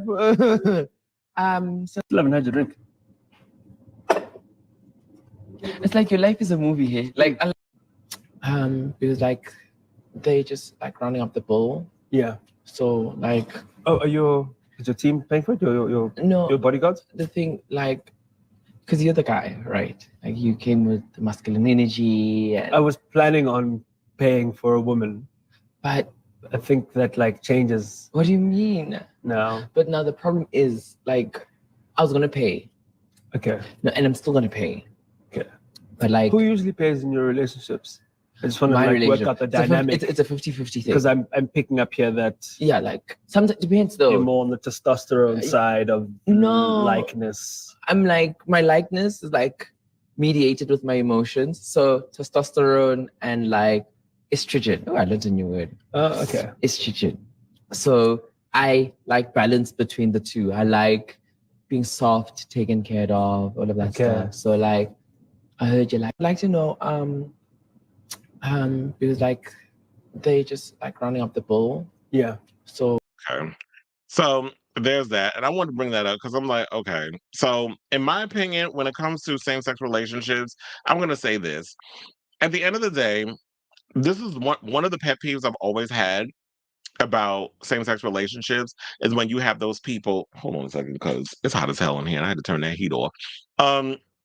When people ask who's the man and who's the woman in a same-sex relationship, and it's like, okay, so number one, I have a dick, and the guy that I'm in a relationship with has a dick. There is no woman in the relationship. Now, if we're going to talk mass femme, with me, when it comes to dates or relationships or whatever, it doesn't matter to me. Like, I could date effeminate guys. I've dated masculine guys. I've dated bears. I've dated guys who have had the most muscular body on the planet with no body fat. Like, I'd hit the spectrum on all sides when it comes to things. I wouldn't even mind going out with a trans male. Like, I'm just equally open. I'm not saying I'm pansexual, but I would leave it open for, different things on the male spectrum. Now, as far as like two sides dating, I don't agree with that whole thing. Oh, just because you're femme, that means I gotta handle everything. I gotta pay the bills. I gotta pay I gotta pay the date and all this other stuff. I feel like we could, like the first date, I feel like we should go Dutch. Let's pay for both. Or if I'm in the mood or whatever, if I'm going to be the gentleman, because usually I am a gentleman in a lot of situations, I'm like, I got you. I'll pay for the date. Next time, if there's going to be a second date, you pay for it. And vice versa. And then the next time, maybe we can go Dutch or whatever the case is. I think it all depends on having that communication between the person and deciding what works for you and what you want to do. But for me, I'm all about like, okay, so, or what it could be is like, I'll pay for it. Like, okay, I'll say, let's go play pool, or we go do karaoke, or because I'm not into like first date being in movies. First of all, you can't really speak, you can't get to know nobody when you're at a movie theater because you can't talk and you're staring at a damn screen. So, first date going to the movies, I think is stupid. And it's just old school stuff. But like we can go axe throwing. Yeah, that's my kind of fun. We can go rock climbing. We could do like something fun where we're being athletic and interacting and that sort of thing. That's my idea of a good time, unless I'm dating somebody who does like physical activity, except getting fucked. That's the only kind of physical activity. We can do that too. But for the most part, there gotta be some kind of physical fun type of something that we gotta do where we can kind of have fun and interact with each other. Or go for a walk, or have a picnic, or do whatever. But then picnic requires that you gotta bring food. Not paying for it. So all for like, okay, if we doing something, it's like, okay, so I'll just say for example, like we go axe throwing. I do that. Or we go to like an arcade or something fun where there's games or something involved. If we do something like that, I'm like, cool. And then you pay for the food. And then we could flip it and vice versa. So I always say it depends on what the situation, but I hate that whole thing of just like, oh, because you're more effeminate in the relationship that I have to pay out of my pocket all the damn time. Like, if I wanted that, I would give me a girl. So, and even that, we have women that's going around right now saying like they want to be independent, that they don't mind footing the bill on things, that they don't always want to be pampered and catered to and taken care of. Like we could do that every now and again. And don't get me wrong, I'm all about like I could pamper you and cater you and stuff in situations, but that's not going to be a one. Relationships are not one sided. Like if that's what you thinking that you getting in when you getting with me, then I will continue to stay single. Because us Virgos, we our own best friend. Like we good with just rolling up, curled up on the couch, draped, wrapped in a blanket, watching Netflix. And if we need to get some, we'll go out and get some. But when it comes to our friends and stuff, it's like I got my friends that I hang out with. All right. So there's on that. But however you guys feel about this conversation, let me know down in the comments. But I do see we do have some comments. Sailor Mermaid said, child, heteros don't follow the traditional roles anymore. What makes some gay/bi men think they could pull it off? And Sailor Mermaid also says, like, perhaps in some cultures, and depending on individual, they could do that, but not here in the U.S., especially in this damn economy. That's why I said, say this again. This ain't a Hollywood romance movie. Can y'all tell J-Lo and them that too? Because y'all be up in here trying to perpetuate this bullshit with, oh yeah, this is, Hollywood romance and all this other foolishness. But at the end of the day, it's like, y'all be trying to model y'all whole personal lives and relationships and stuff around, you know, a Julia Roberts or J-Lo rom-com. And it's like, this is not the real world. Like, I'm a realist. And like what Sailor Mermaid said, the way this economy is, and, you know, Biden is slowly, but I believe surely getting this economy back to where it was before the grifter fucked it up. You know, the former president, 45. Where, you know, at a point in the matter, it was like, yeah, we got to be able to dot our I's across our T's, and we got to crunch pennies. This is why I don't understand when some people, like when I be seeing them little videos of them women out there bitching and moaning because, he took me to Chuck E. Cheese because the bitch want filet mignon. First of all, the way you look, you ain't deserving of no damn filet mignon. You better be surprised his ass and take your ass to McDonald's. The way you out here looking, ratchet as fuck, and acting like you too damn good to go get some Chuck E. Cheese. Not Chuck E. Cheese. Did I say Chuck E. Cheese? I meant Cheesecake Factory. I'd be mad too if you took my ass as a fucking Chuck E. Cheese as a grown person. But I meant Cheesecake Factory. What's wrong with Cheesecake Factory? What's wrong with going to the BBQs in Chelsea? They got some good food. I be living for them old dinosaur wings they be having. Them Hennessy wings, the size of a fucking Velociraptor. That'd be some good meat. I don't know where they get it from or what they're injecting in it, but that should be getting me full. And it's at a reasonable price. I don't mind going to, I think they got a couple of Red Lobsters laying around. Like, I'm not taking you to the fucking, you know, I'm not taking you to the most expensive. I'm not taking you to Mr. Chow's. You got to work up to that. And Mr. Chow's ain't cheap. But the cool thing about New York is that we got so many different places that is reasonably priced, but the food is good. Like, I would take, like, we could go to Koreatown and get some food and stuff out there. We could go to Chinatown. Chinatown got some good damn restaurants, and the food is not expensive. You will probably pay between the two of you with the way their portions and stuff are, maybe under $100 or $150, something like that, maybe even less than that. So they have those places there. So yeah, there's that. Okay, so hold on. With that being said, we have come to the end of the show. It was almost 3 hours, and I knew that was going to happen because, you know, the Diddy story, that was going to be a long one. That was broken down on so many factors, and I know I'm going to have to edit that and put that on the social media sites and stuff, so that way people get their life with it. I wish I knew how to put the little bookmarks in the videos and stuff when it comes to the things too. I need to learn how to do all of that, so that way people know, oh, they can fast forward to certain topics that they care about. But for those of you who stuck it out through the whole show, especially the ones I see on Twitter right now, watching the live stream as well as YouTube, thank you so much for, you know, always tuning in and supporting the show and being my ride or die. I love y'all for real, in the words of Monique. And please, please, please, please, please do yourselves a favor if you haven't already.